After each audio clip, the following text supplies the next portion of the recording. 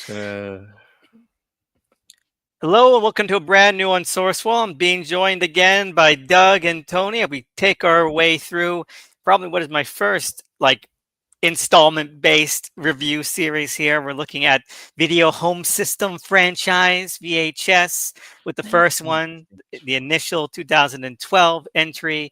But how much you guys introduce yourselves and give us your just basic thoughts about this entry and maybe your history of the series as a whole, and then we'll get into it story by story. You go first, Tony. Let's see what you got. Yes, hi. My name is Rolo Tony, or I'm here on this podcast to talk about VHS with y'all. And one thing I'm going to say is I'll turn off the camera after this, just because, in solidarity with Elvis, I feel like it would be weird if there were more than one person, with that on. But anyways, VHS.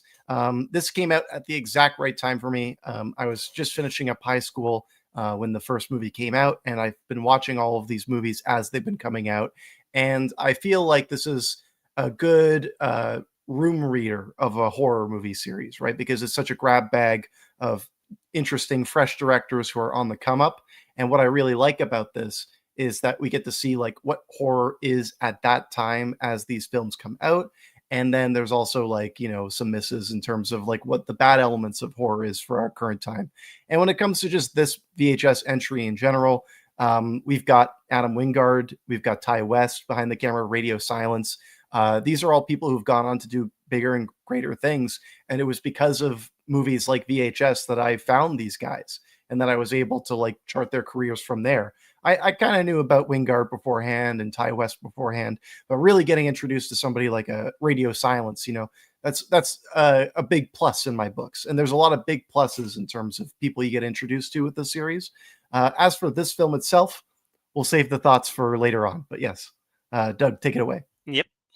Well, yeah, I'm kind of coming at this from a reverse order of I've been a fan of horror for a long time, but found footage I initially kind of brushed up against, and it wasn't even like seeing bad ones. I just maybe just wasn't even in the although there were plenty of bad ones like in the like 2000s, but like there's also so many good ones, and like as I've gotten more and more into it, yeah, this was just been a blind spot other than like one of the I don't know if it was like one of the first Shudder ones, but it's one of the more recent ones. It was like 90s, VHS 90 something. Like I saw one of those that came out a couple of years ago, and I thought it was fun. So I was just curious if like, yeah, what is this franchise? So this is most of these going through these will be first for me. I was excited for more than just like filling in that blind spot of like, yeah, I want to see now that I've seen where these filmmakers are now, like, oh, these are like some of their like first thing, or at least first things that like we're seeing from these guys. So yeah, it's a very valuable movie from that perspective. As for myself, I think this is the second time I've seen this one. I've only seen most of these just once, and while it does have some novelty for me, like Doug said, and Tony intimated as well, like these are something like the first sort of forays into the mainstream, to like getting well known and to getting some of their more kind of personal ideas out there for some of these creators like Adam Wingard, Simon Barrett, Radio Silence, and all that. I've never had any real fondness for this franchise. My brother does, and watch most of them with him. And so I think I'm playing a little bit of devil's advocate here, because in watching this one, I did not enjoy the experience that much. I'm like, okay, and maybe the next one will be better. Maybe the next segment will be better. That's my thought. I think that's my big positive. Is that all these are short enough? We're like, okay, we still got some time for something good to happen. And so I guess we'll go over it like step by step.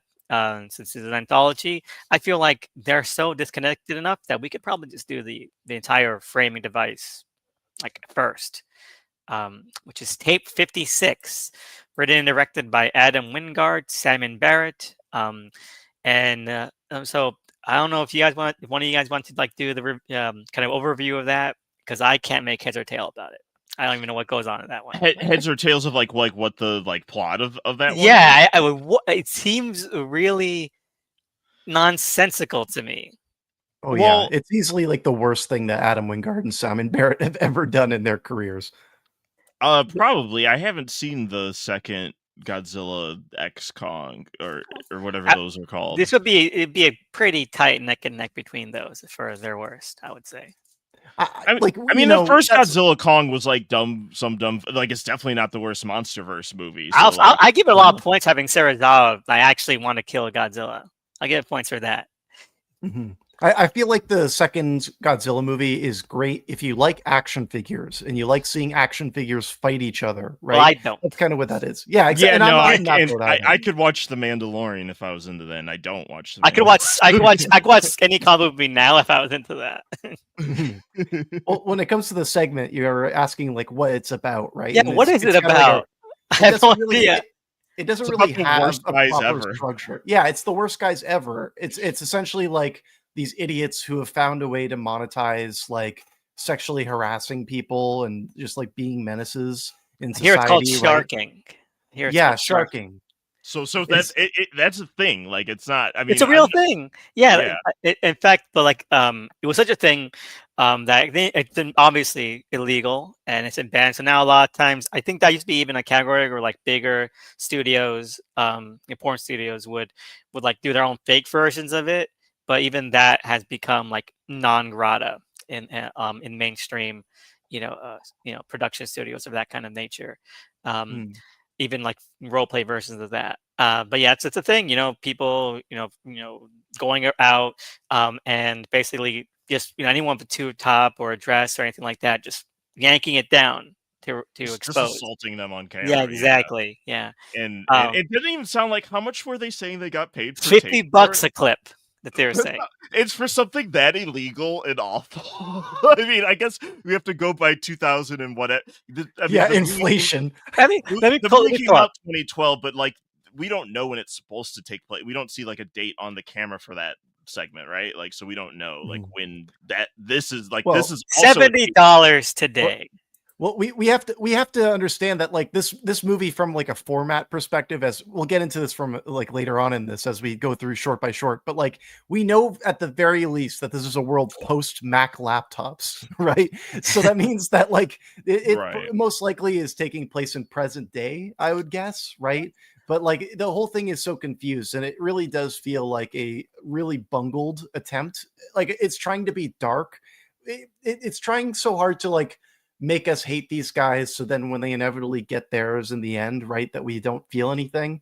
But Although, shouldn't we they feel go way too something for hard. the people who are even if we go in knowing of like like pretty much every segment of a franchise like this, I'd be like, I'm not, yeah, don't get too attached because one, they're short, and yeah, they'll probably get killed. But like, I should probably be like, oh no, don't kill them. Like, I feel like that's probably the biggest failing of this movie overall. Like, not It not becomes even tedious, with those kind of character types. And I'm not even saying that characters need to be likable. I love me a movie about guys who suck. Like, Red Rocket is still my favorite. Why am I blanking on that director of him? Simon Barrett. Baker. Yeah.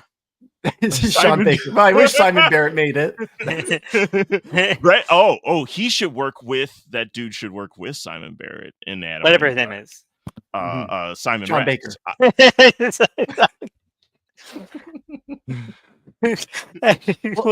I agree. It gets excessive. It gets excessive is the point. Yeah, because they're all. I mean, I'm trying to stay in the first segment, but like, yeah, they're like the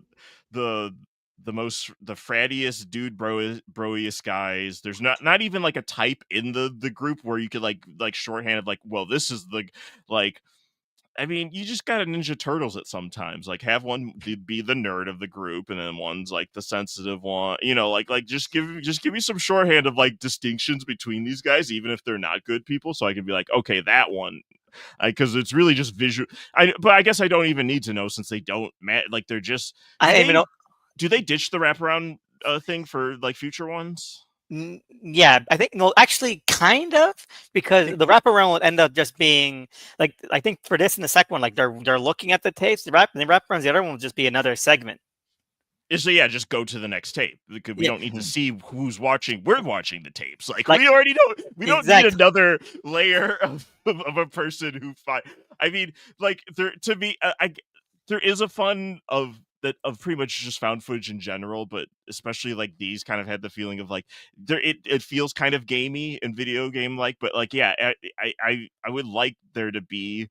I don't even need it to be coherent. Like I just would want it to be more fun. Like the best part of this segment, I do like setting up the gag of like the dead guy in the chair. So when in the TV's right in front of him, so that when where they set the camera down while they watch the tapes of like we're gonna keep cutting back to someone with that chair behind them, and then we'll see, oh, they're not there. The guy's either there or not there. He's like Schrodinger's dead guy. Like he's there, not there until we check. I mean, that's the best thing of like, and I don't even need it to all be explained or make sense. I just kind of wish it was. There like starts to be moments where you think there might be something interesting, like when they're in the basement, you're like, I saw a guy, and I mean, I guess that was supposed to be the dead guy lurking around, but it didn't look like him. And again, I don't even need these points to connect and for it to be clear of like, yeah, my read was just like they got set up by like this whatever that guy or thing is, like, needs victims, and that's, I don't know, they like send the tape, but it's almost it almost need to do more or to do less, because then if you Yeah. don't have all this stuff with them like trying to like video game their way through the house when they're like looking for the tapes, and then there's a guy maybe lurking around. If you take all that out and it's just them watching the tapes, but then you occasionally see that like some of them are missing, then it almost feels like some kind of video drone-esque thing of like, no, the tape took them or something, and like just leave it even more ambiguous, like, That's what I thought it was gonna be. That's what I thought it was gonna be. even just showing like a guy killing them is like less I'm like, I kind of wish there was something weirder going on here if we were gonna keep coming back to this. Mm-hmm. I feel like it's important to like pinpoint when this movie is coming out, as well as like what horror is in 2012 versus like what it becomes, right? Because like this is like I would almost peg this like still in the 2000s era, right? Like post Cabin Fever, when things were like very like explicit in terms of how gory things were and how detestable characters were. Ooh, This is American the Mary same came era. out. So, say that again. American Mary came out that year. Yes, there you go. When did Paranormal Activity come out? Is in terms of like 2008. Okay, so Okay. we're in a post Paranormal Activity world. Yes, and I do want to also bring up another found footage film in regards to this segment, which is Cloverfield, because to my recollection at least, I feel like Cloverfield established the whole like taping over another tape with the action of the film, right? And I feel like this segment is the first one to like copy that idea. And now that's something that you see throughout all like found footage films, like And not even in like an interesting way, like No, the way it got me Cloverfield so does it. confused. It got me so confused because the next, jumping ahead a little bit, we'll stay here for a little bit. But in Amateur Night, the next segment, they also do the back and forth kind of thing a little bit, and that got me confused because like you have him trying to make one of the guys in tape 87 trying to make secret porn, and then you have Amateur Night where they're trying to make secret porn, and it flashes back and forth. I got confused. Like, wait a minute, is this still flash? I didn't even know we had gone into the next segment. Because of that, like it felt so similar. And well, like something I wanted to talk about in terms with the like extremity influence, as well as like post like Cabin Fever, right? I feel like it's a marker of a lot of like young non like wizened filmmakers, right? You see this a lot in horror films where they just go for the vulgarity. They go for the, we're going to have our characters just swear as much as possible. We're going to have the most like detestable things because we're supposed to not like them. And like Doug was saying, I'm fine with watching characters that I'm not supposed to like, but you can really tell when a filmmaker is trying too hard. And I think that that's like how I would classify this segment. It's trying way too hard when it doesn't have to do all of that. Literally, you could have just started with them pulling up to the house, right? You didn't have to have all the other stuff. The reason all that other stuff is there is just because Adam Wingard and Simon Barrett wanted to leave an impression. And the reality is the impression that they leave is really poor. and they make up for it in the next segments, in the next film, right? But if this was, let's say, the only VHS segment that they ever made, it would be like, holy smokes, these guys, these guys are real hacks. Yeah, it is really distasteful because one, it is true to life. There've been lots of controversy about public and public role play kind of stuff. Now, not to be like, oh no, or anything like that. It's all consension is fine. To me, consent is king. But I feel like there's not there's nothing there that really sort of makes that even a theme. It's just there to be there. It's just there to be shocking. And that is, I don't know, it felt very childish, immature, like you were saying, not wizened, not like particularly, clever. And that is a shame. That's a shame.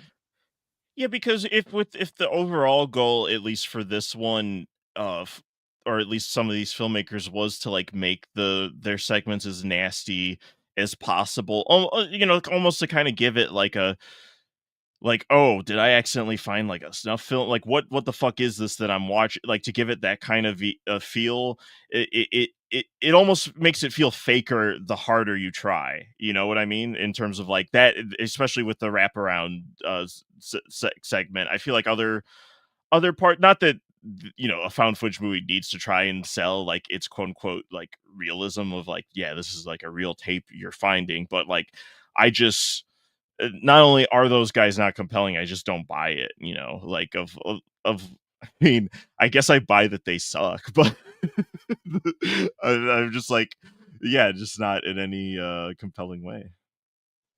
And I think it's interesting to just point out before we even get into any of the other segments, right? Like this turns out to be like a consistent theme throughout this film. This idea of like capturing women on film, whether they know it or not, and like the idea of exploitation of their image in that sense being paired with, actual grisly violence. I think it's unintentional. I don't think that they were setting out to make an anthology film that was about I feel like explicitly that. only one short actually has something to say about that, maybe. I Yes, agree. I agree. Yeah. And we all think, Yes, and Yeah. probably all thinking about different shorts, but I agree as well. I I, don't know. I I think might I might be on the same page with the one you're thinking of, El. But I yeah, we'll see. we'll get to it. I know exactly what I'm thinking about. mhm. But yeah, go ahead, Tony. You're saying? Well, just to wrap up that thought, like I'm just saying that like I feel as though rather than it being a conscious decision on the filmmaker's part to have a theme like that that's consistent throughout the anthology, I literally think it's just a marker of the time in the sense that it's poorly aged. I think that that's the best way to describe a lot of VHS one. There are segments that have intents that they try to utilize the male gaze in a way to like comment on it, but I don't think that they're fully successful because they don't fully follow through on what they're trying to set up, or in other terms they don't think about it fully, so it just feels two-dimensional fully. So this is all to just say that like this movie ages much more poorly than other entries in the franchise that I've revisited, and I think that it's marker of the time, but also something that is unacceptable no matter what time it comes out. It makes me interested to see where it goes from here, because based on people's responses to a post I made about watching this, everyone seems to be of like, yeah, it gets better. I mean, I love that. I saw that post. We were like saying, "Don't be put off. It gets really good when the Shutter ones come out." And I'm like, that would be a damning judgment on this franchise if that's true. And I don't think it is totally because the Shutter ones I also don't like at all. So if those are if those are the good ones, then woof. What are we doing here? I mean, the 190s one I saw was a Shutter one, and that was okay. So That's probably like, the best one because it has two good segments. Two. It's probably the okay. best one. I agree. Every VHS movie has good segments, right? Except for Viral. That's the one movie that like if I I could show haven't my seen hand too I much. haven't seen that one actually, so we'll see. If I you would go if you so come out far of as like say this one maybe has two segments that pretty much could work for me, and then the rest to even the ones that I don't like though at least have there are sparks of something in most of these. Like I don't know. I don't. I don't regret watching it. Like will this be my least favorite? Like looking back, it's likely or probably no, it would be viral. Will probably be my least favorite. If that one has no segments that are good, then this one by default can't be the worst one. I'll say there's 1.5 segments I really enjoy of this one. Okay. If we're laying our hands on the like our cards on the table, I'd say 3. I think there are 3 good segments in this. There's four, technically 5 segments. 3? I think 3 segments are good, and I already know which one I'm going to be the black sheep on, but we'll get into it as we continue. So, but my favorite thing though is, as you were saying, poorly aged, not a thought out, not a fully cohesive segment, and I think that is very much exemplified by the fact that this wraparound doesn't even wrap around. They don't. It just ends before the final segment even begins. Okay, that part I was into just because it was unexpected. Like it I was like, well, this never went anywhere, but at least it didn't go nowhere longer than it needed to. Like exactly. It was like, you know what, we're not going to waste your time. Even the movie didn't think it was that interesting enough, which I think is pretty much, I think, a good judgment call on it. And so I think it'd be fun moving on if not only just kind of ranked the individual movies, but also the segments as a whole. So right now, I'm put on my list. Tape 57 is number 0. Okay. All right. So since Tony took the brunt of that segment, how about Doug, you take on Amateur Night? Give us a little bit of an overview on that. Okay, well, in stark comparison to Tape 56, Amateur Night is about a bunch of dude bros who want to videotape women without their consent. I'm shocked. You know, I know you really don't know what you're going to get with this series. I was like, yeah, where is this going? A variety, you know, that's a spice to any anthology. They know what they're doing. At least with this one, I was saying the last tape 56 could have given us some like stock character archetypes. This one kind of broadly defined. There's like three guys, and they've given their one friend they're less evil by like 2%. I'll say they're less evil. Well, they're less evil, but also like the individual guys themselves who are like, the guy wearing the glasses is the meeker one who's like, more hesitant about you have all a douche, you have just one who's a bro guy, and you have like the meek nerd. Yeah, so they're Ninja Turtles. The Ninja Turtles, you said. That's all you gotta do. Just give them headbands. Just give them colored headbands, so I know. I just gotta say, it's okay. So first off, right, we're watching this from the perspective of these glasses, right? And we've been sold that this is a movie called VHS, right? Hold up 1 minute. That's digital. Oh my God, you're right. I didn't even think about that. You were right. 0 out of 10. This is the worst segment. But I'm throwing that out there because it's like it's the first segment of the first VHS, and it doesn't even adhere to the title's premise, right? So I feel like they're kind of just telling you, like, hey, don't take it. Don't worry about it. You're totally right. Maybe he had a huge backpack on with the wire going into like the backpack, and there's a giant recording device there. Oh, I would love that. I could assume they convert in my head canon. It's post conversion. But where is it recording to? Is it the SD in the glasses? Oh, well, that has to be, right. There was the early versions of would work, right? Yeah. I never had one of those, but I never had one. I just assume it is. I thought it was maybe like a Bluetooth or a digital signal, something like that. Well, look, all I got to say is like this was the short that just confirmed for me to just never buy these glasses, right? Like, because I don't trust anyone who's got those glasses on their head. Because that's what's interesting about these archetypes you guys were referring to before, right? You've got the douche guy who really wants the meek guy to wear the glasses, right? And that's just weird upon itself, right? Like, when have you wanted your friend to wear a head camera to watch them have sex to watch back later? Right? Because why see yourself? He's proud of himself, man. That's some Dennis from It's Always Sunny. Yeah, that's the kind of stuff he would be into. Yeah, because an episode where he's friends with that rich guy, he has the camera positioned so that he just sees himself or just sees his balls. You're right, exactly right.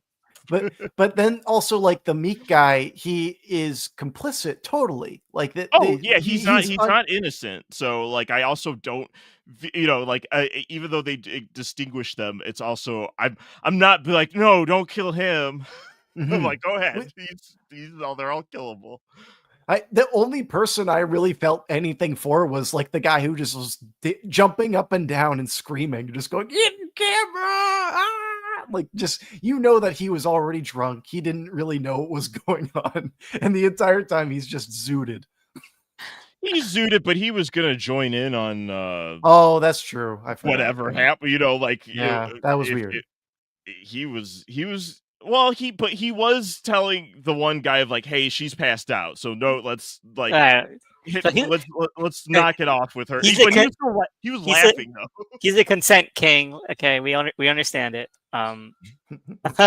Anyway, no, but I guess he did lose points because Lily had already said no, like especially to him directly, and he still like took off his pants and went over there. She hissed at him. If a girl hisses Yeah. at you, regardless of her status as any kind of magical or mythical beings, fellas, I'm telling you, it's not a play hard to get thing. If the hissed and like actual animal noises came out of her, you should just take that as a sign of I don't think she's interested. Which is shocking to me because she was like, I feel like if nothing else had gone wrong, the douche guy would have gone what he wanted. Like, is that weird to think? Because like she seemed to be totally fine doing that. I think she seemed fine up until a point. It was hard to read what her actual motives were because I wasn't even until the very end. I was like, oh, okay, vampire. But like, at first I was like, is she a succubus, some kind of sex demon? Oh. Like I think she's a succubus. Yeah. Oh, okay. Okay, because then the flying thing at the end, I was like, is that just supposed to be like a vampire? But I guess they're not. That, I mean, a lot of these things come from the same original like myths, so like I don't, it's not like succubus is like that far removed from a vampire. The thing is like there are so many different interpretations of a succubus, right? That you just go, yeah, sure, I'm sure one of them flies, right? But like looking at this short from her perspective, right? Like she's just out there to feast, right? Like she is at the bar already, right? And she was going to eat someone that night, no matter what, right? And when it comes to the twist on this whole thing, she does like the meek guy in the glasses. Like that feels different, right? She takes that rejection personally. Yeah, that actually answers my other question too, because I feel like yes, so she probably partition. I'm gonna eat the douche guy, or feast on him. Sometimes they just feast by having sex with you. You have sex with them and you're dead. Sometimes that can happen. So, but I'm gonna spare the meat guy because I like him a lot. So I'm not gonna, do that with him. That's probably why she was willing to just give him a hand job. This is a very raunchy live stream. I don't know how we're gonna. So many naughty moments. Oh my god. It's not going to settle down. Like the whole shorts are like this. But one thing about the ending specifically that's interesting is that the glasses are the things that fall down, not the guy. Right? No, we don't know what happens. She could still have him and carry him up because it's not clear of like. She definitely takes that rejection personally, but is she just gonna kill him over it? Because like she didn't take the other guys fly away with them, so it almost seems like she's like taking him back to her lair or wherever and be like, even if you don't want to, I'm just gonna keep you around because I like you. Like keep him as a pet or something. And yeah, which is an inversion on like we're talking about the consent of these characters and like these buttons are crossing. So like if that is like that guy's ultimate fate, it's like a twist on. I'm not to give this one credit as this is not the one that I think has like actual or at least is successful in what it has to say on that in terms of like like stealing consent and like it taking these women's images without their permission. I think there is an attempt there with the twist. I don't hate this one. I just think I could have done with more in certain category, but again, I'm coming at this from the perspective I've already seen where these guys go, so like I actually quite like David Bruckner's all the stuff I've seen of his, and I guess I was just like looking for some of there's a lot of emotional depth in like his character, and I know these are like, you know, whatever 15-20 minute segments. I'm not asking. Oh, he did Hellraiser. Wow. Oh man, I wish this one was better because Hellraiser is a masterpiece, man. I mean, have you seen Night House? Night House is also really good. Night No, House is fantastic. but Yeah, Hellraiser is a masterpiece. Yeah. yeah, he's good at doing like it, and I feel like of all the horror that comes out, you know, in the next, you know, decade after this, where it's like, oh, it's about trauma, like he's actually good at that. So the fact that none of that was in this, but also the tone would, I guess, but I'm open to these shorts being anything. So like if one of these segments did want to have that kind of emotional depth, I would totally be fine with that. Like I understand that that's also like not easy to accomplish in these short segments, but yeah, it definitely doesn't measure up to, I guess, yeah, the things that I like in him as a filmmaker. I don't see yet in this segment. Oh, 100%. My main thing is I like the performance of the succubus. I She's like great. I like the energy of the guys. Like they're all despicable human beings, and this does carry forward the theme of female exploitation, of sexual assault. You know, which is a running concurring theme throughout this movie, all the segments.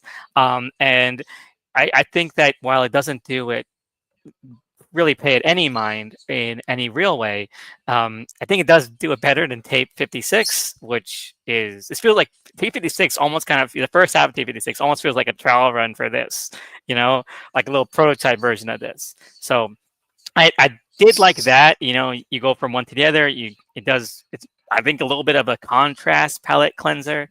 One thing I thought though is Scary Movie 2. You know, Scary Movie 2. Like that could have solved all that guy's problems. You know, when you remember that part where Shorty bangs the poltergeist. Yeah, just put the bag on. She's cute. She seems like she has a nice personality. I especially like I get he's really scared he saw his friends killed, but like in that moment when she's trying to pleasure you at the end, just go along with it. Like let's just like, dude, like when someone asks you if you're hard, you say yes, Ray. Well, I just wanted to like shout out the actress Hannah Fierman. She is fantastic in this. Oh, she's role, great. And she's striking. Those eyes really like you want to look at them. Yeah, she got the actress face. You know, she got a really good actress face. Anya Taylor-Joy. Yeah, this movie is a fantastic argument for like found footage for striking images, right? There's a lot of great striking images in this movie, and one of them is when when the two guys come out of the bathroom and the TV is tilted and you've got her like cross-legged with her arms behind her head, right? And she's in silhouette, right? Oh, like, I love that. I feel like, yeah. The thing with her is that she feels like a real like classic monster. And when I think about Succubi, I think about her in this short first. And I think that's a real testament to how great the short is in service of what she brings to the material. And when it comes to like my overall thoughts on this short, I do feel like I give it like a lot of credence. I do enjoy it because of her performance. Everything that we've said about Bruckner's shortcomings in terms of like, you know, presenting characters who are on the level the same way that Wingard and Barrett have, right? I feel like it speaks to immaturity, right? And if we're comparing between Tape 57 and this, I feel like Bruckner's a bit more mature, but it doesn't go the whole way, right? At the end of the day, the two filmmakers who made those shorts probably shouldn't have been those people to tell those stories, right? But at the end of the day, like what is brought to it, what Hannah Fierman brings to it, as well as the moment to moment terror of just like trying to survive that situation, the way that that's captured, like when we see like his broken arm after he falls down the stairs and as he's running towards people to run away, like all the experiential stuff works in that sense. It's just the framework around that feels overwritten and oversaturated with ugliness. Yeah, I mean, she's very vulnerable, and I wish that had been more the focus point of this segment. If this wasn't like a, you know, like sort of exploitation themed or like that whole VHS, we gotta be like grungy. I feel like making a short based on her weaknesses, like her emotional kind of tethering, would have been really cool. And I'm excited to see the full length version of this. If that, I've never seen it before. I've seen like neither half of have it. I've seen half of it, but like, I can't finish watching this. Wait, there's a full length version of this. Yeah, no, it's the first spinoff. Yeah. It's directed by somebody else, but it's the same actress. Yeah, and Oh, Dave Buckner I is would credited watch with that. the Yeah. writing of it, Okay. apparently. So I'm excited to see if that develops any further, because I thought that would have been a really interesting thing. Like if this was more conscious of the theme that was unraveling in this film, like having Kirby to focus is more aware at least than the Tape 56. Like I think everything is going to be. I think everything is going to be more aware of that. It's not a high bar to clear. Well, I wouldn't say everything is the one in the woods gonna clear that in terms of self-aware. Oh no, it won't. Yeah. Well, but that's a whole different issue, because that is just like cliche central in every way. So two different beasts to slay, two different dragons to face there. But yeah, any other thoughts on this one other than I really hope that drunk woman survived? That was like the most concern I had when because everything had escalated where I was like, oh right, she's still there. So I was like, yeah, get her out of here. She's going to jail for triple murder. Because she won't even be able to say it was a sucky. She didn't even see any of that shit. She's just gonna come to and everyone's dead or missing. Yeah. So she might go to jail. What about all the people in the parking lot? They saw a winged creature take a person. Like there are at least witnesses there. They were all drunk. Who knows? I do like that it kept, because I feel like other segments of like another short doing the same thing might have cut out with just like him falling down the like it just keeps going. So I like that like he's like trying to get away still, even though other moments when it's like, oh, she hasn't been, like she would just, another thing would just end with her killing him here. And like we said, we don't even fully know what happened to him because we just see the glasses. So he can still be alive. And that to me is scary. Yeah, the one thing I wanted to like to wrap up my thoughts on this, but like obviously throwing it to you guys to bounce off of as well. Like I think that the best, second best, besides the lead performance, what this short does really well is show what you can do with found footage as a format.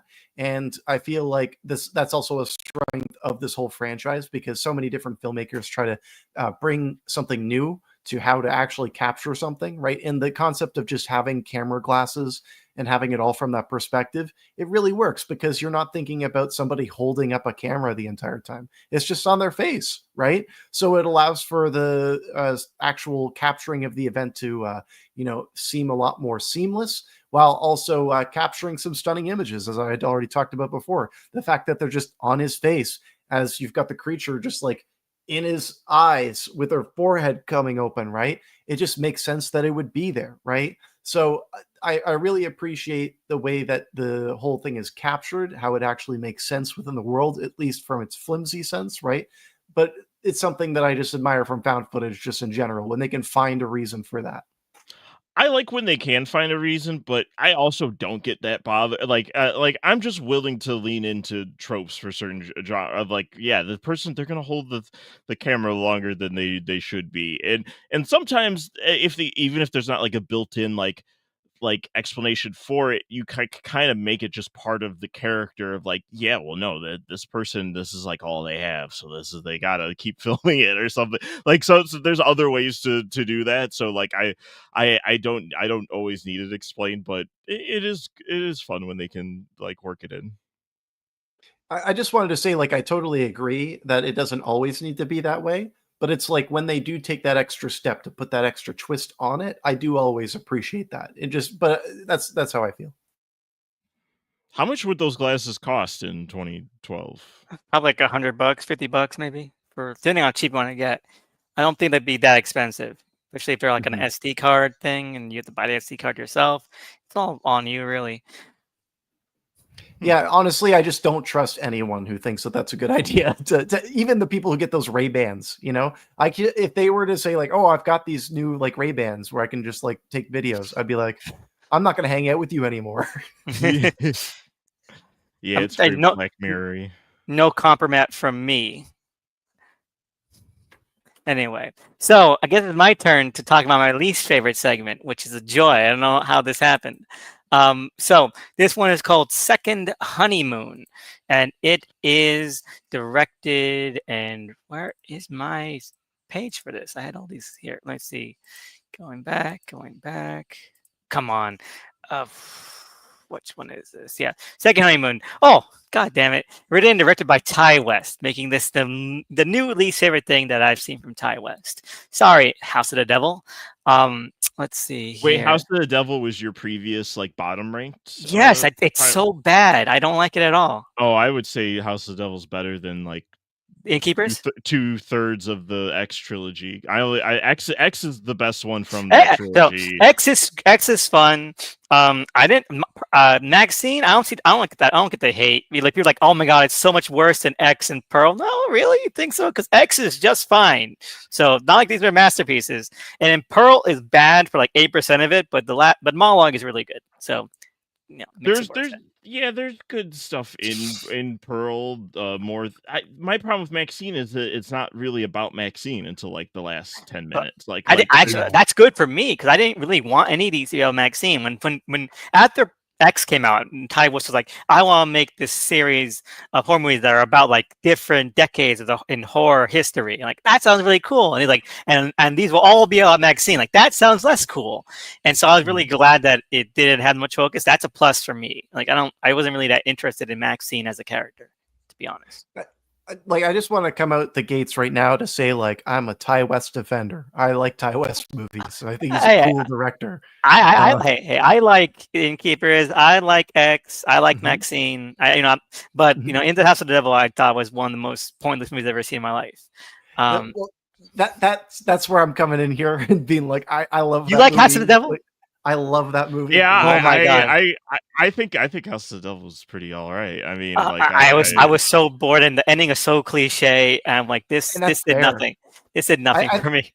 I think that's totally fair because the reason I like Ty West is that honestly, and I don't mean to always bring up Larry Fessenden, but I feel like because he actually studied Larry Fessenden, he was somebody who was like brought up kind of amongst the Glass Eye Pix studio, right? So there's a connection there. Like The Roost is produced by Larry Fessenden and actually has an appearance with him, right? So he actually approaches filmmaking in a similar sense in terms of taking American film, horror film tropes and going an extra step to like intellectualize them, right? And I'm not saying that in an elevated horror stupid sense. The reason I'm saying that in regards to House of the Devil is that it just like everything is about character motivation. Everything is about like fleshing out the characters just a bit more than they usually would be in that kind of haunted house movie. And you've got these fantastic performers in there. AJ Bowen's in there. You've got Tom Noonan being a dang freak. He's a creep in like the same way that all of these sort of like satanic panic and pregnancy movies are. Like Tom Noonan's fun. I like Tom Noonan, but like he's giving like I've seen this performance, this kind of character archetype a billion times before. If I watched, I would watch. I don't know, The Unborn. Again, at least that one's kind of cool. Well, I guess for me, it's what Tony's saying is like, yeah, that character we've seen before, but because it's Tom Noonan, it's adding like just a smidge more than we would be normally getting from that kind of character. Like, I'm spoiled because Rosemary's Baby is still like peak, Well, sure, but it's not even. But like to me, because Ty West. The thing with a filmmaker who leans that much into pastiche, it can be like a turnoff, right? Because you're like, are you even doing anything new with this? Are you just like showing me the thing you are liking? But at least he is telling you kind of how to watch the movie, at least in terms of like where like at no point am I expecting Rosemary's Baby because he's showing you like this is the kind of horror movie that I'm making. That's why I take attention to House of the Devil as well, in addition to, because I think the pastiche like kind of falls halfway through, because then like once things start getting rolling, it no longer feels like that kind of movie. Like not even in like a subversive kind of way. It just starts feeling more like, okay, this is a regular movie now. And there's at no point in that confrontation in the cemetery, did that feel like, oh man, this is just like a Satanic Panic 70s, early 80s kind of thriller. And like, no, this is just, this is a regular movie when they're on their cemetery. I feel like that aesthetic just falls to the wayside.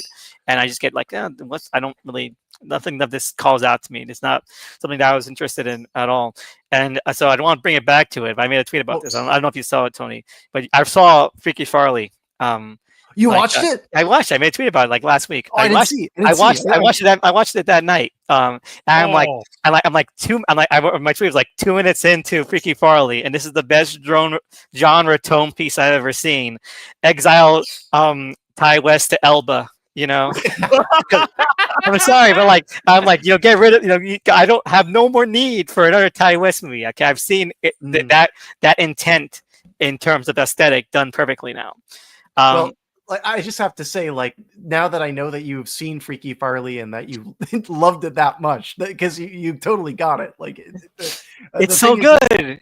It's like it, because the thing with Matt Farley and Charlie Roxburgh is they don't they're in the opposite direction of Ty West in the sense that Ty West is intellectualizing these things and he's trying to bring them to a different level, right? Matt Farley and Charlie Roxburgh, they just love the thing as it is and they just want to make that because they think that the original thing is so good. Even that, there's a wink to it that I think is very, very cleverly handled. Like it won't call attention to itself that much. There's that part where Freaky Farley, the first time he goes out for a tube ride in the lake, he takes off his shirt and underneath is a tank top with the exact same pattern of his shirt. And that's great. That's great. I thought I laughed my ass off. They're so good.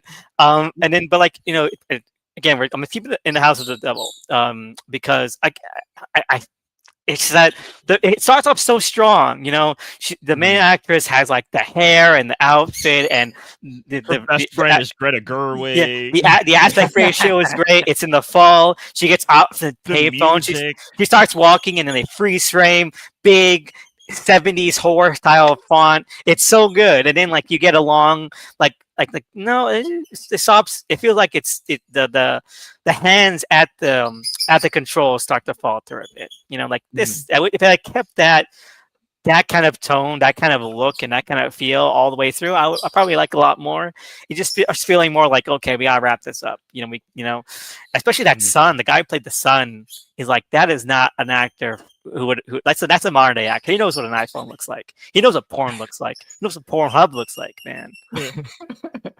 Well, I want to say that you're totally right about the filmmaking in House of the Devil becoming more modern as it goes along. It doesn't keep the pastiche up as much as it does. And it's speaking to a larger thing about Ty West. The thing is that the prolonged suspense is always the best part of his films. I don't feel as though the payoff is always the best thing. I am a huge Pearl defender. I think Pearl is better than X. I think that Pearl is an amazing movie. The monologue is fantastic. Monologue is probably the best thing out of the trilogy. Just the movie overall, I just don't care for. But the monologue is amazing. I love monologue. I think her performance, the performance in it is great. To me, it just feels like, oh, we're kind of ending right when because to me, X hints at such an interesting relationship with Pearl and I'm forgetting her husband's name, Howard. But so the fact that we're only seeing the part where Pearl begins to start killing and then Howard just comes back at the end. It's a nice punchline ending, but I'm oh, I want to see the beginning of that part of the relationship where Howard's now I have to clean up after my crazy wife who kills people. And then how into it is he, let's explore that. That seems like fertile ground. Because the glimpses of it we see in X are really fast. Old Pearl and Howard are what make X so fascinating too. I think the whole ensemble is strong in that movie, but them specifically as the antagonist in it is the fascinating part to me. So the fact that Pearl really explore that dynamic. Yeah, I love how Second Honeymoon is so boring that we're talking about Ty West other movies. Here, I think it has some stuff. All right, so let me finish my recap. Okay, finish your thought, Tony, and then we'll go back to my review. I wanted to build off what Doug was saying because Doug was that was a great thought, right? And the thing is that with the thing that I love about Pearl, and like, I'm sorry, I don't mean to elongate this Ty West thing, right? But it's like, I love it. it's the okay, so X was great because we had that glimpse of the older couple and there was all that hinted history there. But then what I admired about Pearl is exactly what Doug was rubbing up against with Howard not being there. I liked so much that it was just Pearl's perspective and it was about like the hardships of her trying to have autonomy in that era, right? I think that's like the key that unlocks it for me. It's like you're really watching like a tragic story about this woman, and then she goes crazy, and it's done in like she's almost like a already Betty crazy. Davis way. Well, I like that she's already kind of fucked up at the beginning, because it's, to me, Pearl is more about a woman brushing up against like the confines of her time and where she is in society, but also of like someone who knows they're not normal and wants to be she she's pursuing a dream that she that she thinks that she can attain, but after that, what else does she have? And then there's nothing to mask the fact of like how fucked up she is, that she has to confront that. Yes, and I think that is what makes that movie brilliant, right? And brilliant in the sense where it's like you're along for the ride with her, you're experiencing those things with her in those moments, even if you're a step ahead of her, it all intellectually makes sense, right? And then also the era in which the film takes place is a real important matter. And it's like reinforces all of these things. I'm bringing this all up just to say, in relation to Maxine, why I don't think Maxine fully works is because I feel like that's so much more of like a girl boss feminism approach to how Maxine as a character could go, right? Where it's like she owns over that stuff in a way that it's like she has to like be as bad as the other people who are there in order to stay ahead, right? And there's something almost like more inauthentic about that, where X and Pearl are so much more about survival, right? And in Maxine, it's more about domination, right? And like owning, right? And that's where I think Maxine falters a bit, right? But this is all to bring it back to the short, right? Unless I saw Elvis, you unmuted. Do you want to say anything to that? Well, I'd love to explain what the short's about first. Yes. I just said this is my new least favorite Ty West thing.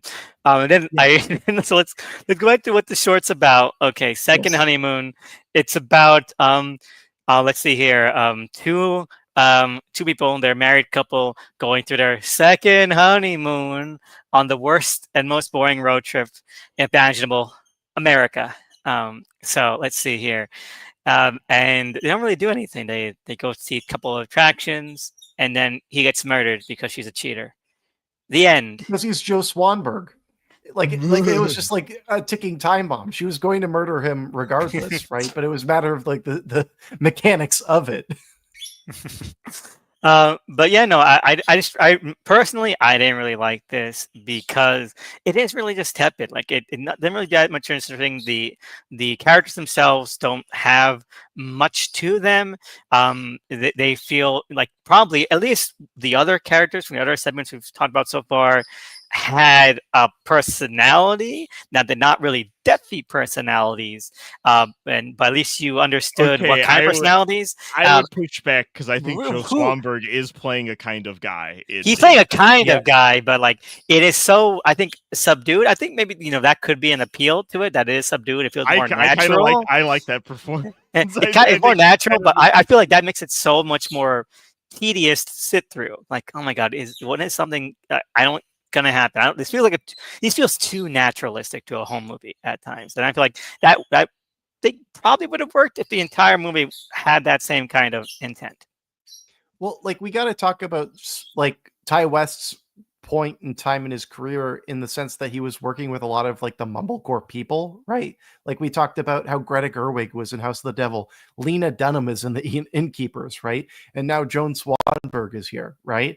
The thing is that in this, and also I would argue that a Horrible Way to Die, the Adam Wingard Simon Barrett film, that was also like a horror incorporation of mumblecore, and a fantastic movie as well. You guys should watch that. And one of the Duplass brothers is when does he make the first? When does he do Creep? When does Creep? I think it has to be in the 2010s, obviously. But when is Creep? 2014. There you go. Yeah, like a couple of years from this. 2 years away from this. So it's around this time. Mumblecore guys love found footage horror.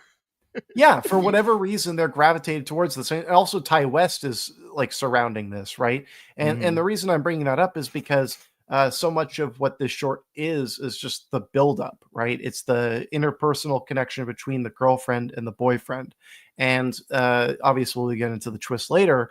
But I feel like what makes this short good, but also bad, is that you can only really watch it like once or twice. Like the trick only works once or twice. I would agree have that to I buy it. don't want to rewatch it because the twist is fun in the way of, I think it was before we started recording, where I was like, oh, it's almost like doing like a trashy found footage version of an Alfred Hitchcock Presents episode, but also having that information undermines moments that because I'm like, oh, if she's with the wife, then like the taking the money and that like that little like mini confrontation then is like, wait, why Yeah. why do that then? Or like Okay, it raises questions. Because he was an innocent soul and she was just a horrible psycho. He should have divorced her and saved himself. It's a feminist movie, I think. She's a horrible psycho bisexual, which is a huge cliche. It's actually a bad cliche. It's more anti-bisexual propaganda, just like that's the weirdest cliche though for bisexuals. You know, that's the thing that they all kill people. They all kill people because they you can't trust them. And did Sharon Stone start that? Was it Basic Instinct? Was she? I think it might have been Basic Instinct. Definitely pull it up. But even something like the I Know You Did Last Summer TV show did it. I'm like, this is crazy. This is the weirdest cliche. And so I don't know. Maybe that also turns me off this segment as well. But I don't know. I understand what you mean, because it then becomes things like that are, well, they are meant to frame like the divisiveness and the growing tension between the couple. But then you're like, oh, but she did take the money. Yeah, so why should she? Because she would have known that was happening because she was part of all of it. So why engineer fights within the couple? Because you're meant to think that he's like crazy, and that he might turn on her, even though he should, because she did do it. Right. Well, so it's them gaslighting him, I guess, is the only purpose of that. Yeah, he was innocent soul, men rock. It's crazy. Well, I think the fatal flaw of this short, like I should say, this is one of the shorts I really like, but I do think that the fatal flaw of this short is that it's way too long. Like, if you could, like, is this the longest segment of the whole movie? It felt like it. Like, when is this gonna end? I've seen too much of the Grand Canyon, and it's old Western town. Oh, and also it has. I'm fine with there being red herrings. Like, you could even have. I feel like that's a Red Letter Media gag where it's like you have a character named Red Herring, and like you could do that, like have fun with that, do that. But also, I feel like more needs the payoff to the act when the actual thing happens. Then it needs to have more punch to it, because like there's like weird stuff, like when they go to the canyon and she's like, oh, I heard someone down there on the phone and they were so loud. I'm like, oh, is that going to be part of something? Is that like some cult thing? Like it's fine, like you can have stuff that goes nowhere in your found footage thing. It's just I feel like too many things that go nowhere, and then it starts to be like, wait, so why do we use all that time up? Mm-hmm. The problem is with the last segment and this segment, I feel like they're just like 6 or 7 out of 10, like they're just like good, right? But they don't like fully commit to the thing that they have to make it fully work, right? Like whether it be the lack of time to prepare for these things or just the lack of resources, what have you, or they're just like, they've limited themselves to this narrow of thinking. It just feels like there is a very clear A, B, and C here. And at a certain point, the B and C, we're waiting for them a lot more than we should be. Yeah, because even then you had like these things like the fortune teller slip that like gives away pretty much everything. So it's one of the things that were like, when you watch it again, it's like, oh, okay. So, it becomes a lot less suspenseful when things are laid out, especially on rewatch. It's like, okay, that's not really clever in that way. So I don't know. I felt like it could have been punchier. I think either it needed to be shorter or it should have been way longer. To really Because develop, really piece if into it. it's longer, then you can lean into those unusual, at least for this kind of uh genre, like Joe Swanberg's acting rhythms and that kind of mumblecore vibe. Like a whole mumblecore horror movie sounds kind of good to me. Like if this A was like horrible way to actually, die. if this A was like horrible way to die. actually just like a long form movie that was like home footage, like actual home vacation footage, and then like near the end, like the last 20 minutes, things started to coalesce together in a really kind of dark, thrilling kind of way. I think that would have really worked. But yes, you're right. As at this point, it's like most of it is just very sort of authentic, like vacation footage that is just dull, and then like okay, some shots that are actually pretty interesting. I did like that part where the girlfriend is like taking like voyeuring, or whatever the term, voyeuristically, filming them, and it's like it's handled pretty well. It felt very very of a point, very European, I thought. And then she uncovers like the wife and like circles around the pennies with a knife. Like that's a good shot. That'd be interesting if they played around with that more. That whole psychosexual erotic thriller element, but they really don't. They really don't. Well, I think that Doug was right on the money by saying that this feels Hitchcockian, right? And when you're Yes. getting those moments where you're finally in the perspective of the killer, it almost feels like a De Palma thing too. But obviously, he's aping from Hitchcock as well. The thing is that these things would be great to be fleshed out in a full film. But I even think that like a full film version of this, it would be like criticized for being like too drawn out because of its logical conclusion, and it probably would work better narratively. I think that it's both true, and also it would lean into the reasons why people don't like Ty West in general, especially like his earlier films. But I think that all of his earlier films are great. But at the end of the day, I think that when there are those more plot mechanic-y things like the fortune teller that you brought up, it actually gives a bit more wind into the propeller. It's just like they spend so much time in the hotel rooms, and like when you're spending that much time in one setting, I feel like it really just calls attention to itself and how much it's being drawn out. Well, or if they drew out the more, because like the most on the edge of my seat I was, besides the initial like realization of like, oh, it's not either of them holding the camera during this one initial like nighttime voyeurism segment, like that. When she comes to the door as like a hitchhiker, and then that whole like tension of like, so who was that outside, and like, just because we're also then initially in this of like, so where is this going also too, you want to know like what kind of horror is this going to be. So like that tension there within that was kind of the most juice the thing had, because I was like, yeah, okay, so is this gonna be a killer hitchhiker, like where is this going? Yeah, where is it going? I don't know, man. I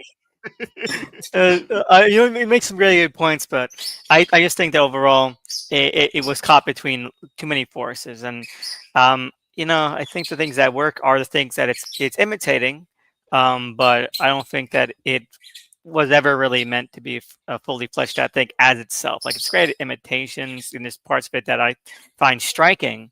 But as a short, especially like this, it doesn't feel like it manages itself well as like a concise and concise piece of entertainment as a collection. Again, I either almost be wanted to shorter keep or going longer. Yeah, after, yeah, yeah, longer, longer. and Yeah. keep It goes going longer. after, and also keep going after we get the reveal, like, because that's the really truly Hitchcockian part then, of like, no, we're gonna stay with this murderous couple now, and Yeah, like see like what's their deal. yeah. And I think that what would be interesting about that is it would work like in a violent nature, right? Where it's like that's what a lot of the short kind of feels like, right? Where it's like just taking something that's a tried and true formula and just like taking it to a different perspective than You it's know, usually presented in. you know That's what? what makes this work. But 10 minutes out of this, it would have been better. Have you guys ever seen June 9th? June 9th. When did it come out? I have no idea, but Say it's on do I Tubi. have. All right. So, you mind Love if I Tubi spoil it for you? movies. Because I've never heard of it. Go ahead. so it's found footage movie about these teens who are going out to look at a local urban legend, and they come across evil Amish people in and there's no cell service or anything like that, so they only end up getting killed, and then that's like the first 70 minutes of the movie. Okay, they get killed at the 10-minute mark or something, and the next 25 minutes is just the Amish people using their VHS recorder for just random chores, home video recordings for the next 25 minutes. That sounds kind of good. Yeah, that's the most interesting part, because they're boring characters. The urban legend is really boring. The way that they're hounded and caught around by the Amish people is also really tepid. And the best thing is the next 25 minutes are just these Amish people and their kids just doing laundry, milking cows for the next 25 minutes. And we're that's great until the battery runs out. They can't recharge it. So, I liked it. I thought that was pretty fun. So exactly what you thought. I like that's not something where I anticipated this to go, but it's a good use of the format, because why not? One thing actually that you bring up, the format question. One thing I do admire about this short is that the whole reason that they're still recording throughout all of this, right? The girlfriend wants to just videotape this for whatever, sick fantasy that them and their girlfriend shares, she's right? a sick lesbian, that's why. She fucked up. Yeah, he could, this feels like almost a shy away from an M. Gatau fantasy. This is what they'll do, okay? So we can't trust them. Well, that's what I'm getting at with the format. It's beyond the politics, which, I think we can agree are a little messy, and is a consistent problem with this film. But when it comes to what I like about the capturing of the event itself, I get the impression that they're actually videotaping because they're bored of each other, right? And I think that is an interesting layer to watch this unfold. While I don't like Joe Swanberg in general, I do like the idea that it's this is a couple on their honeymoon, and it already feels like their relationship is over. And it's not steamy, it's not like they're oh, they can't help. There is a playfulness, but then in hindsight you're oh, well, any moment where she was playful, she was it's because I'm about to fucking kill you, dude. Yeah, and most of their interactions are just oh, look at that over there. Oh, yeah, that's pretty interesting. Yeah. And it's really that itself is pretty boring to watch as a viewer. Well, it just begs the question of why wait till when they waited to kill. Exactly. Why not start with them killing? Yeah. But again, if there's a longer movie, I think we probably would kill them around the halfway mark or something, because you can't sustain that for that long. But so, again, Ty West, another spinoff. Okay, there's 4 already. What's another one? You can do it. He can do it. I'll watch it. Just come back. And Mia Goth can show up or something. She can be oi, Mia Goth can be the psycho lesbian. How about that? I didn't expect you to kill me, sir. She's never gonna do that wonderful cure for wellness accent again, and that makes me sad. She's only gonna do I'm a Texan from now on. I hate that. No, she doesn't. That's not the voice she uses in what's Cronenberg's son's in Infinity Pool. Oh, Infinity Pool, yeah. You're right. I love. Okay, this is just a total tangent, but Brandon Cronenberg. Of course, the Ty West segment is causing us to do this, but the Brandon Cronenberg, when he made Possessor, I just love the way that they captured vaping in that film. It was the stupidest rigs ever, and everyone's doing it in every scene. I don't know. I just thought it was funny. Yeah, more vaping in movies. All right, so everything. Why can't everyone else do it? Yeah, everything out for second honeymoon, so we can move on. Yeah, I mean, I feel like we mind that one. Okay, so let's move on to the midway point. We're in the midway point now. With Tuesday the 17th, which is as clever a title as everyone's favorite, right? That title really shows us the imagination went for this. Written and directed by Glenn McQuaid, and since we're mid all the way around again, Tony, go ahead, take it away. Let us know what this is about.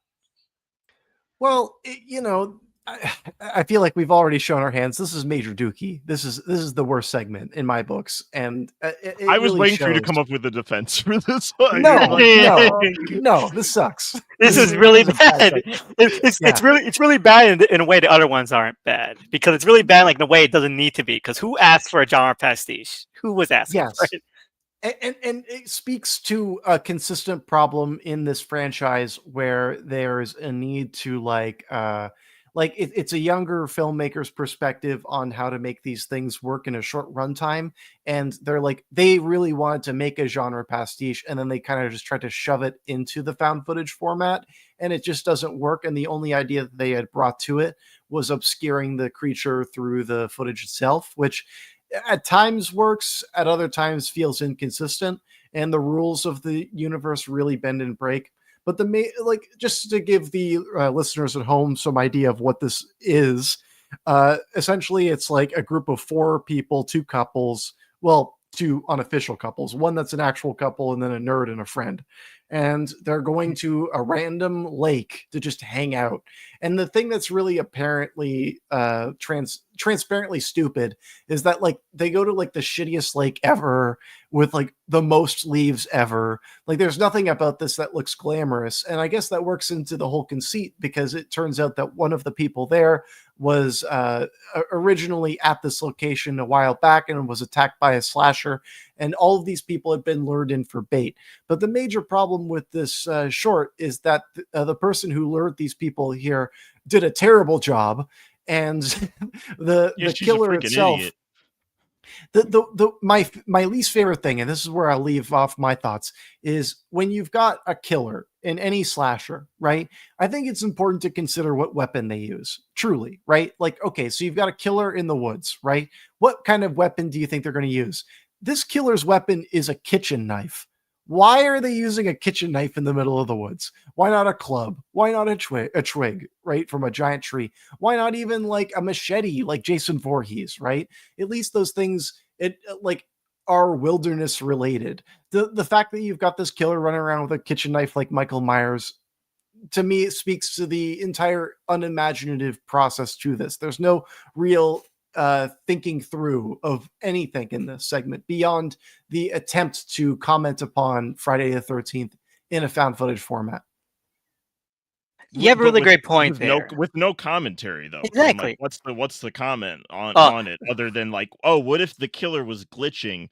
But like you said, there's no you could if you tell me there's a found footage horror slasher segment and you're playing with the idea of glitches in the camera, and that's kind of the creature that can take that to its advantage. That sounds kind of interesting, but it doesn't do that in any cool. It just warps around the place and it comes in and out and is very unclear of how physical it she's so confident that she has this thing caught when there's no indication that you can even hurt it.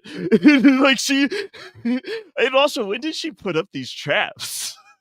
And how did she know that they'll be undisturbed? How did she know to be in the right angle? It would come from that angle because it could warp places.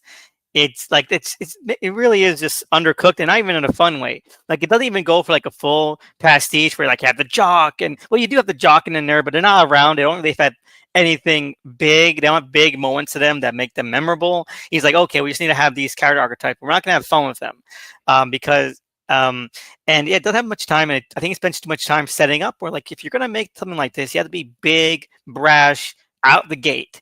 And instead it plays this oh look, we're going to the lake, and oh no, okay, we're having fun. No, run out of the gate.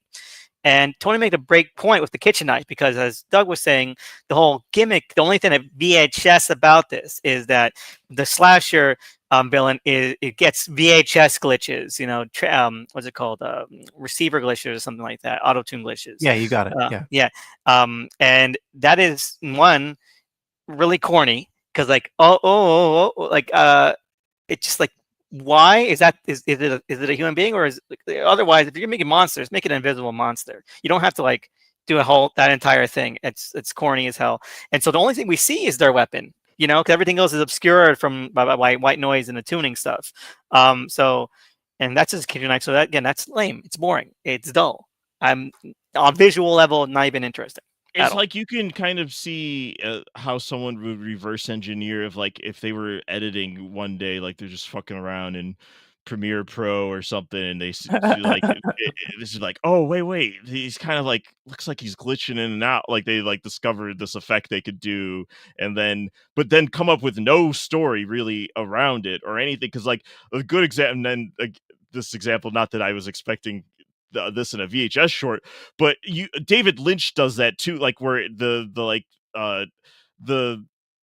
woodsman in the gas station, so you know how they like glitch in and out of reality, almost you could see like Lynch playing with the timeline in an editing thing, but he's doing it in a way that like one is like unnerving and feels like unnatural in the way that it makes sense for that, where but like is like doing it in a like creative way. Again, I wasn't expecting these guys to do Lynch, but this uh Glenn McQuaid, I not to be mean to this guy, but he's the only one of them who doesn't like go on to do anything, right? Like looking at his other credits, it seems like he's more of like a visual effects guy and not like a filmmaker himself, right? And that will become like a common theme throughout like this whole franchise, where there are some people who peter in and out, right? And visual effects people too, who just come in to attempt to start a filmmaking career, but they don't fully get there. And it's like, it's admirable to see the approach, but you know, there's also reasons why they don't break through to the next level, right? And the thing is that this segment is really undercooked. Everything about it is undercooked. One thing we've been talking about is like the pacing and like the terms of like, you know, let's get to these kills. We don't need to draw this all out, right? There should have been more people there. Why is it just 4 of them, right? Like if you're going to, you know, create bait to kill a killer, right? I feel like it would Throw be a a lot party. better. Yeah, throw a party. Bring like 20 people, right? That 'Cause would then be at least my you have a perspective. bunch of bodies between you and and it makes her more interesting. I mean, like, I guess there's nothing here is interesting enough, but, like, it at least added, like, a sick it is already messed up enough that she wants to sacrifice these friends, supposed friends, to, like, get this killer.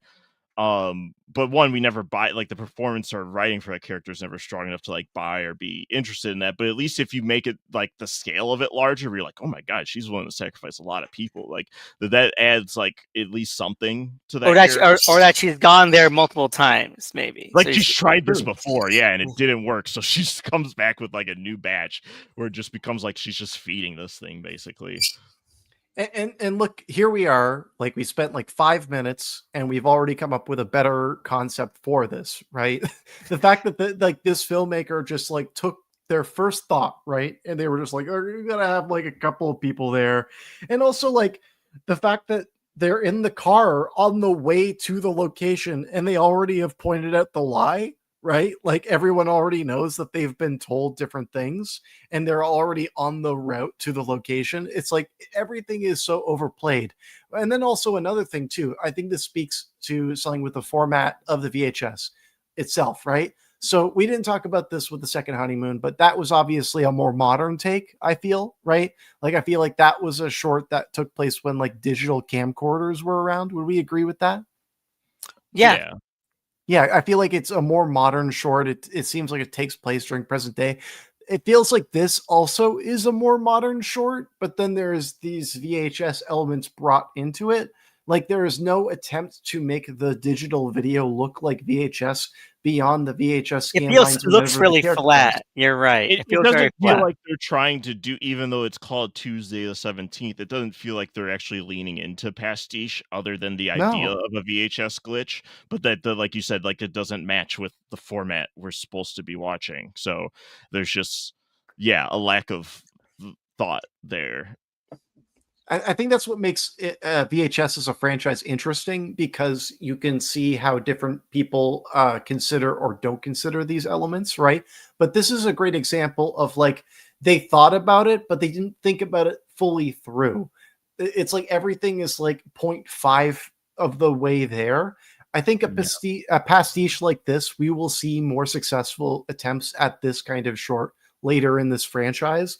But that when it makes comes to like what this is just like, you know, they wanted to have some fun killing like people in the woods, and like there is no real What if we killed intent them in like behind really it. boring ways and like not, yeah. Yeah. But I wanted, like, even though this is the worst one for me, I think her name is Janine Elizabeth Yoder. She plays Samantha, like the slutty friend. But like the writing for none of the characters are written well. But I don't know. There's something to it feels like she's trying. She's trying to give the like character and her seed some kind of juice. Like it feels most a lot like I was upset when she dies, not because I had any attachment to that character, but I was like, God damn it, she was like the one performance that was like trying to do something. And so then the any pretense of juice that segment has dies with her. My main thought was I got distracted by the fact that the nerd guy Spider was like, I was like, that guy looks exactly like the guy who was in Poltergeist, and I'm like, oh, it actually was. That's neat. That's my only thought. Like which poltergeist? Poltergeist. Oh, Oh, Poultrygeist. Yeah, I was saying, Poultrygeist. like that guy looks exactly like that guy, and I looked it up, like, oh, it is. And that's the only interesting thing I got out of that one. Oh, it's the guy from Poltergeist. I he think calls like weed drugs when they're smoking a joint. He's like, "You doing?" Well, and then to speak to the like how we said like things are 0.5 of the way there. Nothing happens from that because you're like you could invert of like they're making fun of him for thinking you smoke weed, and then you get the fear. I mean, they all get killed after that, but that doesn't feel like that's an escalation from the notion he's putting forward or his conception of like what Well, happens when you like Well, there's an do drugs. undercurrent.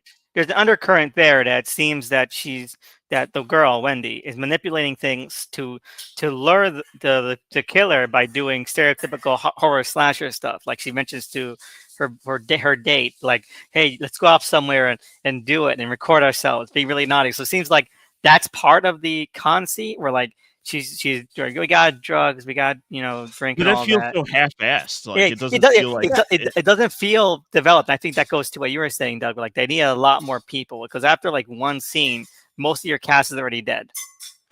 and also like I hate how quickly she folds in that sequence, right? Like she just goes, "Oh, I brought you guys out here to kill you guys to get the other guy." Ba ba ba. And you're like, why would you tell him this? Why would you even like The you're short only has always 2 doing more this for minutes. the audience. Okay, it's only got 2 more minutes. So we gotta get it going.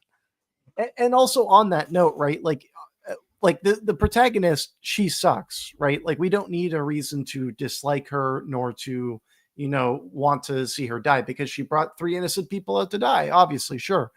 The problem is that like I feel like the killer's rules, or at least like the reality of the killer, feels really inconsistent, and it makes for the it makes for a really poor viewing experience, to be honest. I agree, but I also don't want to make it sound like that I don't need things to make sense or be clear, like especially for certain supernatural things you could be really fuzzy with the rules, but especially Sure. when this is giving me nothing else, like that it's not helping. It's just another thing where you're just like, okay, you're just not giving me anything here. I don't even know how this works. It Anyway, just isn't. It's one of those things where it's like, why did he survive the bear trap, or not the bear trap, but like the thing that hits him and he's impaled on the spikes? Why is it that when she looks away and then looks back, the trap itself is gone? Like nothing Right, about. it's a because like, glitch. can It's he a, distort reality? Because then it almost seems like they want there to be an idea of what he does to the victims, like that they get reset or something, but in ghost glitch form. But we don't. That's not anything because you start showing that in the very final seconds, and I'm like, okay, well, so what does that mean? And again, I don't need it to make sense, but then don't just give it to me as a throwaway and not. I'm like, well, this is the first idea you have, and you're not gonna like do something with that. I Yeah, just think that it's one of those things where, like they had all of these things that they wanted to do with the pastiche, but they just didn't have the way to fully flesh them out. But then it's also like they only considered it from the perspective of a viewer, right? They didn't think about the reality of the world, right? And that's where I'm trying to delineate from like a CinemaSins versus like a, you know, buying into the format itself as an extension of horror, right? The possibility of found footage is that you could sell reality so much more. But the problem is that this film doesn't even attempt to steep itself in any form of reality, right? And while you don't have to adhere to the rules of reality in any horror film, even found footage, the problem is that it just didn't even try, right? And that's really the biggest letdown of the short. Because at the bare minimum, I need to be able to buy Wendy. I think if I'm reading the IMDb correctly, she's the one who's setting the trap. Like I need to at least believe that performance or that character, and for any of it to like mean anything, and I don't. So you know, it doesn't succeed on a creative level. It also just doesn't succeed on a like yeah, there's nothing to buy into. We can go round and round talking about how disappointing this one is. I think someone break out the thesaurus at this point. So if anyone got like any further thoughts or points they want to make about it, I think we covered it. Nah. Ugly, boring, underwritten, uncreative. We got it. Although actress that played Samantha, if you're listening, you should be in more stuff. I don't know. Someone should put you in a good horror movie. Yeah. So say we all. All right. So the next one, the sick thing that happened to Emily when she was younger. That's a mouthful. Written by Simon Barrett and directed by Joe Swanberg.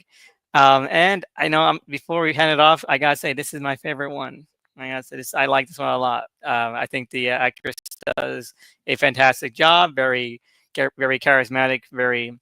I think she does well with the material, and I think she does a good job carrying this segment more than any of the other leads of any of the other segments. But Doug, it's your turn. Why don't you take it away? Let us know what this one's about. Okay.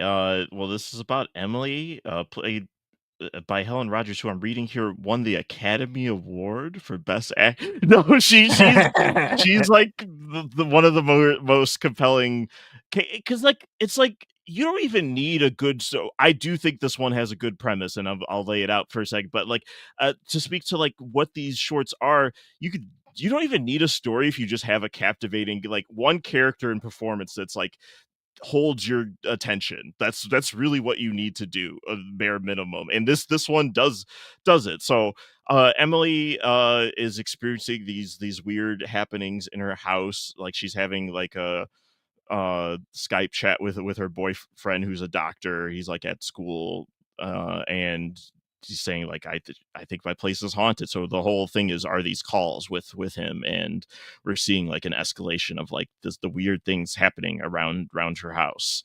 I think this is one of the better segments. The only thing that holds it back from being like fully me signing off on it is I think the boyfriend's actor is a little weak. Like I think because of like the twist with it of like him being involved with the like they're aliens, right? Like that are like they're like using her for some or they're using women in general as like incubation for something, because they like take something out of her at the end. So I like that idea of like, yeah, he's like in league with them. It doesn't, but I never got to read that he's like one of them, which adds another layer of like so is he like I have a theory. On that. He's like a human guy who is just part of this, which just raises questions, but in an interesting way, where you're like, yeah, so what is that character? And then you see at the end that like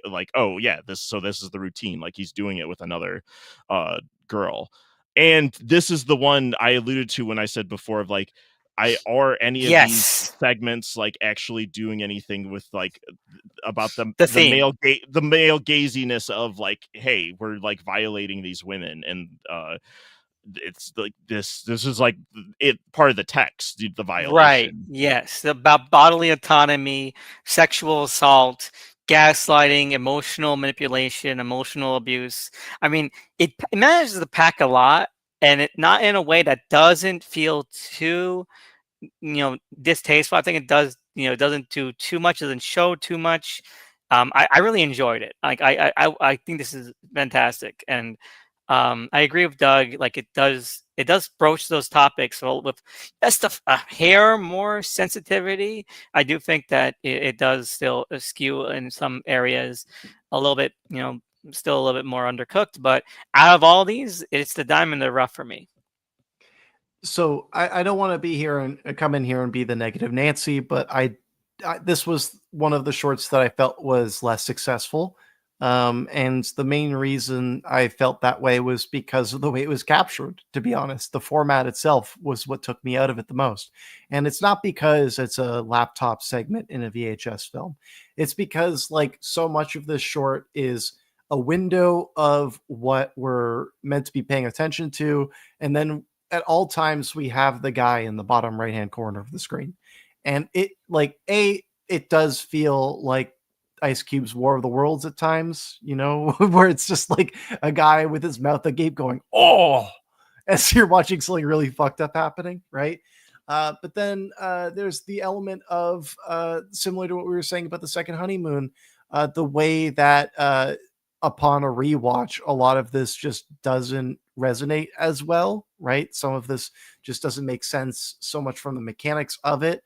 At least it goes the extra step by having him just like in the other room, everything is a lie and it's transparently so, but it's like, it's one of those segments that works the best when you're getting those like jump scary moments, even if the things themselves aren't too scary, right? Like there's a lot of things for me where it's like, it's almost there for me, but it just doesn't quite make it, I would agree this one's not that scary. Like the little, like initially she thinks they're ghost kids or but yeah, they're aliens. Like I feel like they could have been depicted in a more interesting, creepier way, but like I think the tension there is because even before you know the thing about the boyfriend being in the other room, things feel off with him. So like that tension through it carries it. It's like to me, having him in the corner there is additive because it's like she never has anything to herself. Like it's like he's there watching the whole time. Um, and yeah, the when the twist happens, it's like okay, that makes so much sense that he's not going is like he must not care about her at all because like he's like we should be more concerned during some of those moments where you're like hey wait what the fuck there's something there in there with you so but he's like he's like overly calm in weird ways and and again like if the performance like conveying that had been a little stronger I think that could have helped if you get someone better to play this manipulating gaslighting boyfriend but as like as a conceit I think it's interesting and even if it doesn't like yeah on rewatch are there going to be things where I'm like so what does that even mean knowing that like he's in league with them but like it to me it doesn't make sense or add up in a way that's more compelling because it's like an interesting wormhole to go into in terms of thinking about it of like yeah so what does that mean in terms instead of the other ones where I feel like I'm left with not much to chew on this one at least where I'm like oh yeah there's I don't know something's weird going on here. And I agree. I was never scared myself, but I was at least interested and captivated. Like Doug was saying, you need at least have at least one performance that really kind of sells you on it, and this did that for me. I think you said her name was Helen Helen Rod. Rogers. Just Helen Yeah, Rogers. she's Yes, great. it's great. Like I can watch an entire movie of that. I like her vibe. I like her innocence that she portrays. I like the vulnerability, kind of the rawness, the naivety. I thought that was all really interesting, and just how she handled things, and how sort of kind of wounded she is in multiple ways. I think it all really came through. I was really invested as well. And just to make my point about Doug, my theory was that because she mentions that I guess it seems like they've known each other since they were like Since his young. childhood Yeah, yeah. exactly. And it's my theory, and she mentions like he moved around with his family. Seemed like he was an army brat. So my theory is that it's the government and aliens working together. Okay, Oh and yeah. yeah, so like there's some sort of thing where like maybe like is the government experiment that like the government is helping out with, and maybe from his father or whatever, they're like they make contact. Maybe he had genuine friends and genuine crushes whenever he moved around the places, and then when this kind of fell on his shoulders, they're like, okay, I have people in mind that I could probably use. I don't think it happened from when they were like really really young, but it But the definitely, connection was already there, yeah, so it's that like, yeah, why he could not use this? exactly. He already had he already had people in mind. There were people that he could follow up with. So uh, again, like in that itself is a little bit, I think, a little bit tragic, you know, and I liked it a lot. I think that it was it made me feel a lot, and it actually had emotional impact a little bit on me, which goes a long way.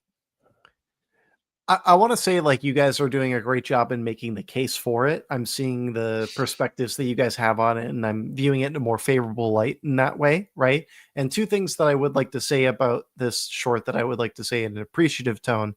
Helen Rogers, as we've already talked about, she's great. One thing I really liked about her performance was when she's like digging out the tracker in her arm, and the way Ooh, that she's that was playing hard that. to watch. That was Amazing. that's one of the grossest parts in the movie. In a movie where it's like, yeah, more disturbing than just straight up gore or someone's head getting smashed is like when you can walk that line with body horror, where it looks grody, but in a way where it's like, oh, it looks like a girl actually dug into her arm. Like, Yeah, looks gross. and when what I love about her performance is that she's like almost excited about it. Like she isn't as aware of the pain because to her it's an obsession, right? She's on the webcam with him and she's going, look, there's something in my arm and I'm fishing it out. And to her, like the pain is like a side effect to get to that goal, right? So in a character motivation sense, you're just like, that's really compelling, right? But then he is just going, geez, don't do that, and we obviously That's know why what I he's mean. doing Like that, the but yeah. performance, and like, yeah, Like again, even knowing that there he's need to in be on like a it, one to bounce off of. Yeah. Hmm. because But the second, she's just at such a high level that it raises the standard for her, because it's a two-hander. You kind of need that other half to be strong. yeah, I think that's where I'm brushing up with it the most. But to get to the second thing that I, admire about this, the fact that it is an alien story, and like that was something I wanted to touch on before it was even brought up. But I'm glad that we were talking about it in that sense. The fact that it's this like bizarro alien story and the way that it's approaching that narrative in a way that's even fresh to aliens in general, right? Because like if you read even a little bit about people's sightings with aliens, like the ideas of abductions and stuff, this feels like it came from a novel about aliens rather than like movies that have depicted aliens. And on that level, I appreciate the way that this narrative is built around that threat. At the Kind same of time, X-Files. it's X-Filesy, but then it's also like it's also world building. There's an inherent logic there that makes sense, and like you guys have said, you can imagine where this goes, and that's also interesting.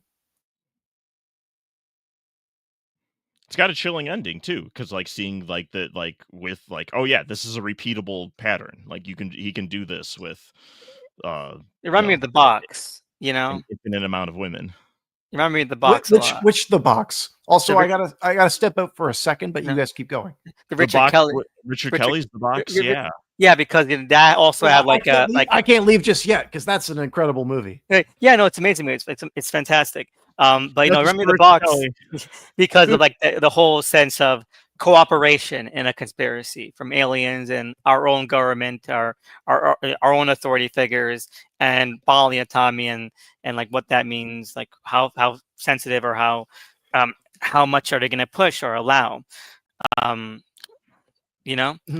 Well, I just got to say about the box. The box is an incredible movie, Mhm. and Fantastic. everyone's like kind of come back to Southland Tales as an amazing movie. I feel like people need to talk about the box more, but It's amazing.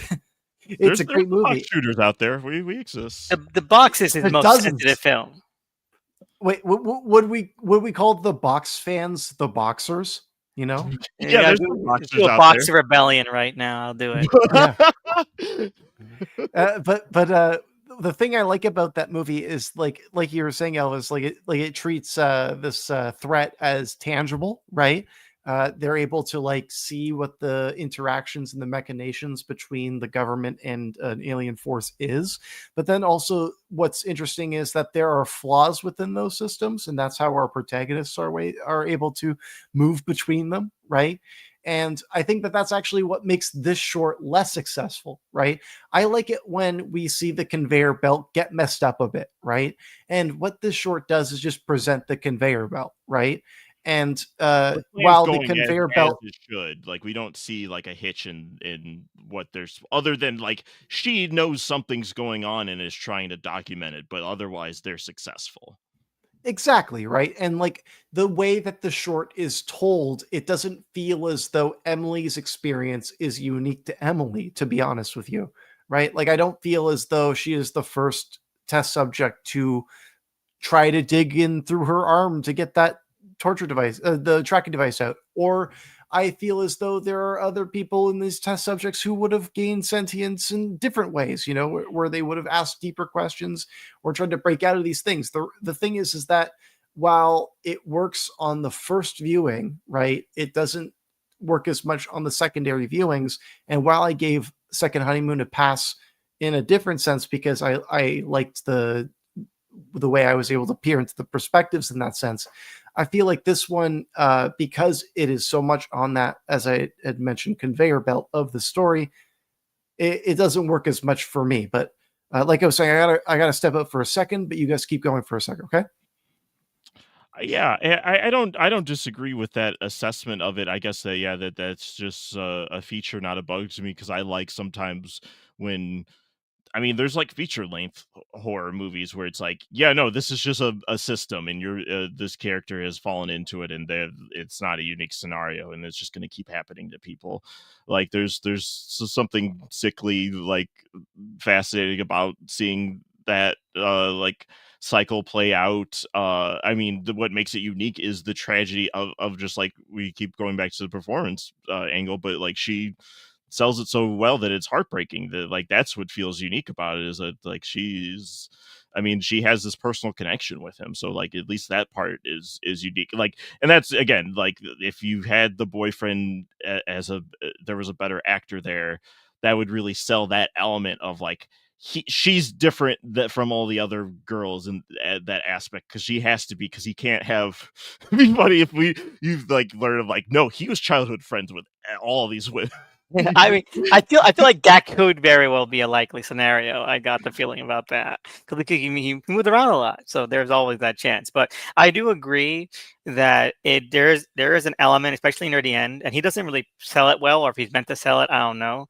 Where he's like, he's gonna kill her. He can't do it this often. It's gonna kill her. And I feel like if this was like a better performance, more He should captivating. actually be there, should where the conflict, inner conflict of that character should be, of like, yes, he's going along with this, but like, oh, He is actually he her boyfriend he rather than does he pretending to be does boyfriend. actually care about her. So Yeah. yeah, that would be compelling to explore. Yeah. And so, but again, I do agree that, with you, that, it being not seeming to be unique is, I think, a positive. It's a feature to me as well, because isn't that like, just like, of course it's not unique, these are things that happen, in not in the allegorical sense. People take advantage, people manipulate, gaslight, emotionally abuse all the time. It's not unique. So that's the horrifying thing as well. That it Yeah, just happens again. the patriarchy and rape culture are, they're pervasive throughout culture. It's, and there are things we should stand and fight against, but it's an overwhelming thing. It's systemic. So like, that's what a great metaphor for it in this like alien government abduction conspiracy, that it's like, yeah, like, there's all these systems are interlinking to keep you down, and you're most people aren't going to get free of it. Like, you may, even if you start to see the framework, oh, even if you put the they live glasses on and you see the aliens, it's like, are you gonna be able to stop them? Usually not, but hey, we should keep trying. Yeah. The one thing sorry, go ahead, Go Henry. ahead. I was going to transition up to the next one. You go ahead. Oh, yeah. I guess like just final thoughts on this. I think you guys have made a very compelling case for this, and something that I've been stewing over on this segment is the concept of that guy when he's like you guys were saying, like knowing these people from childhood, right? And also the concept of like, do they do that with all these people? And I think the bigger question is like, this is their job, right? Like his job 9 to 5 is probably just checking in with like 6 different girls, right? With like Right. the same backstory, right? And like there's more in the back to tank, right? That he can go into, right? So the idea is chilling upon that reflection, right? For me, I just it's one of those things where when I think about this film, I've seen this movie so many times, is the truth, right? Like I've seen this movie probably like a dozen times. And I find that this Whoa, is one of the man. hardest ones to watch again, And it's been a while since I've watched this movie again, but like when it came out, I was a huge fan. That's why I'm saying I had seen this like a dozen times. But it's one of those segments where I feel like it's the least rewatchable for me, but I feel like what you guys have taken away from it and just hearing that, I do appreciate those perspectives, and it gives me more to chew over.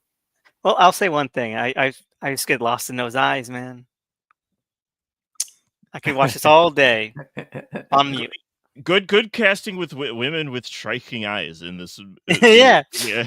That's They found a couple different ones, and it was like, that's oh, yeah, that's the good that's undercurrent. impressive. Okay, that's the good undercurrent here. Striking features.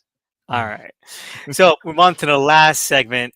Finally, let's see here. 10/31/98, written and directed by Radio Silence. Okay, which is about Radio Silence themselves, playing 4 teens in 1998 who go out on a carefree night of drinking and partying, and then they get caught up in by going to a house where there is an exorcism happening, and they decide to get involved, try and be heroes, and then get royally into a lot of trouble. I enjoyed this. I think if anything, this is probably would be, I would say, just the sort of the standard ideal for a VHS segment. It's short. You get the stakes, you get the story, you get your small little set pieces, and you get out. It's a half decent premise, not overcooked, not something that needs to be too delved into, but unique enough to be like, okay, that's fun to think about, and some identifiable characters. So I enjoyed it, and I would say about average for me. Yeah, for me, this one was like a highlight because besides the sick thing that happened to Emily when she was younger, I think this is the other strong. This is kind of like the platonic ideal of like it's not overly plotty. We just go right to it. Like we're not. And I'm fine with, especially in feature length found footage movies where we spend a lot of time with characters like just bullshitting in their lives before we get to the stuff. But there's you don't have a lot of time here, so the fact that we just get right to it, and it's like, yeah, it's just a haunted house, and like there's like weird shit happening, and then they find a ritual, but then this person they save is not who they should have saved. Like it feels very video gamey, but in a way that I like enjoyed. And I yeah, I've kind of mixed on some of the Radio Silence stuff because I hadn't seen any of their things until they like took over Scream. I've only like And 2 of their things, and none of I the screams are on that list. yeah, I like Ready or Not, and then Abigail is Abigail's fine, overhyped to hell, but it's fine. Abigail would have been a good movie if they did not release any trailers for it. I don't if believe in that for 1 second. Okay, don't. well, here's the thing. Either you don't give away that vampire thing, or you in the movie itself, you don't, because the movie itself is acting like we're supposed to be surprised when that happens. So, like, either if you don't hide that in the marketing, then you need to lean more into like because they were supposed to be like, oh, this is like an modern take on Dracula's daughter. Then to make it Dracula's daughter, because it's kind of unclear of like when Matthew Good or is that his name? Who plays the vampire? Yeah, Matthew Yeah, Good, you got it. the When hottest he man in the shows world. yeah, he's pretty hot. When he shows up, when Ozymandias shows up at the end, that you're supposed to be like, oh shit, Dracula. This is the mythic, like They don't say his name, don't they? I don't think they do. they never. That's where I'm like, I just didn't even put. I'm like, oh, that was Dracula, but it doesn't even feel like a reveal because like I didn't even like put that together until after I saw the movie. You know that like I feel like make that because the movie almost seems like it wants you to be like, holy shit, here he is when he shows up at the end. I'm like, dude, is this because they think there's a lot of Matthew Good fans in the like why are they? Hey, I Like, almost won, and he I was there. hey I yeah. I mean, he's a hottie. So, but I was just surprised of like how the movie was presenting that because I'm like, okay, well, I mean, you've already told me about this crime boss who's clearly a vampire, so like, what's his deal? But so yeah, they should have just leaned harder into the Dracula's daughter thing. Totally. Okay. I want to say this because you guys have said what you've said about the short. I want to say what I say about the short. I think this is one of the best shorts in the whole franchise. And it's because of the same reasons what you guys just said. Right. This is the ideal structure of what a VHS short should be. Right. You get the quick introduction. You get the event. You get the fallout. Right. It's just that simple. Right. And the reason that this works is that it's tragic for these characters. For the majority of this podcast, this show, right? We've been talking about the moral gray areas of these characters, all these like conflicting, natures of why we should or should not care, right? But the thing about this short is that it gives us a great tragic storyline where it's like we know these people are baseline okay. We're introduced to them at a barbecue. They're eating hot dogs. They're not bad people. They're not like taking pictures of people without telling them, right? And They then do the also, upskirt stuff when we're not watching. They just don't film it. So They're actually notorious. They're wanted on several FBI watch lists. Their homes are being raided right now. We don't speak. yeah, if it happened, we didn't know about it. I only know what I saw. That's all I'm commenting on. But we'll release the other tapes. Yeah. Release the radio silence files. But on radio silence, what I wanted to say about them was that I don't want to say this in a aggrandizing sense. I'm saying this in a completely like this is just what it is. I feel like they're masters of their craft. They just make solid horror films, right? Like Ready or Not is a very solid horror film. The Scream movies are solid horror films. Abigail, Well, Scream 6 we is have not a solid anything. Scream 5 and 6 are terrible. I I think don't think 5 is pretty good. I don't think 6 5 is good. I don't think 5 is straight up terrible. Even though some of the legacy sequel stuff irks me. I think 4 makes 5 irrelevant. Yeah, 5 is just the worst version of like, hey, what if we did 5 but or 4 but not interesting, really. But like there's like good casting in that one. Yes. I and some like decent set pieces. I do like how they handle Dewey's death in it. But 6 is the one that fully loses me, and where the problems that I have in 5 are just cranked up way more because I feel like with a lot of these franchises when they are resurrected with like legacy sequel stuff, they're being made by people who are they're such fans of the original that they don't really have like a new thing to add to it other tthan like, hey, we really like this movie, like of how Star Wars movies now are just like, hey, Star Wars is cool, isn't it? Yeah, okay. It was, but do you have anything else to say?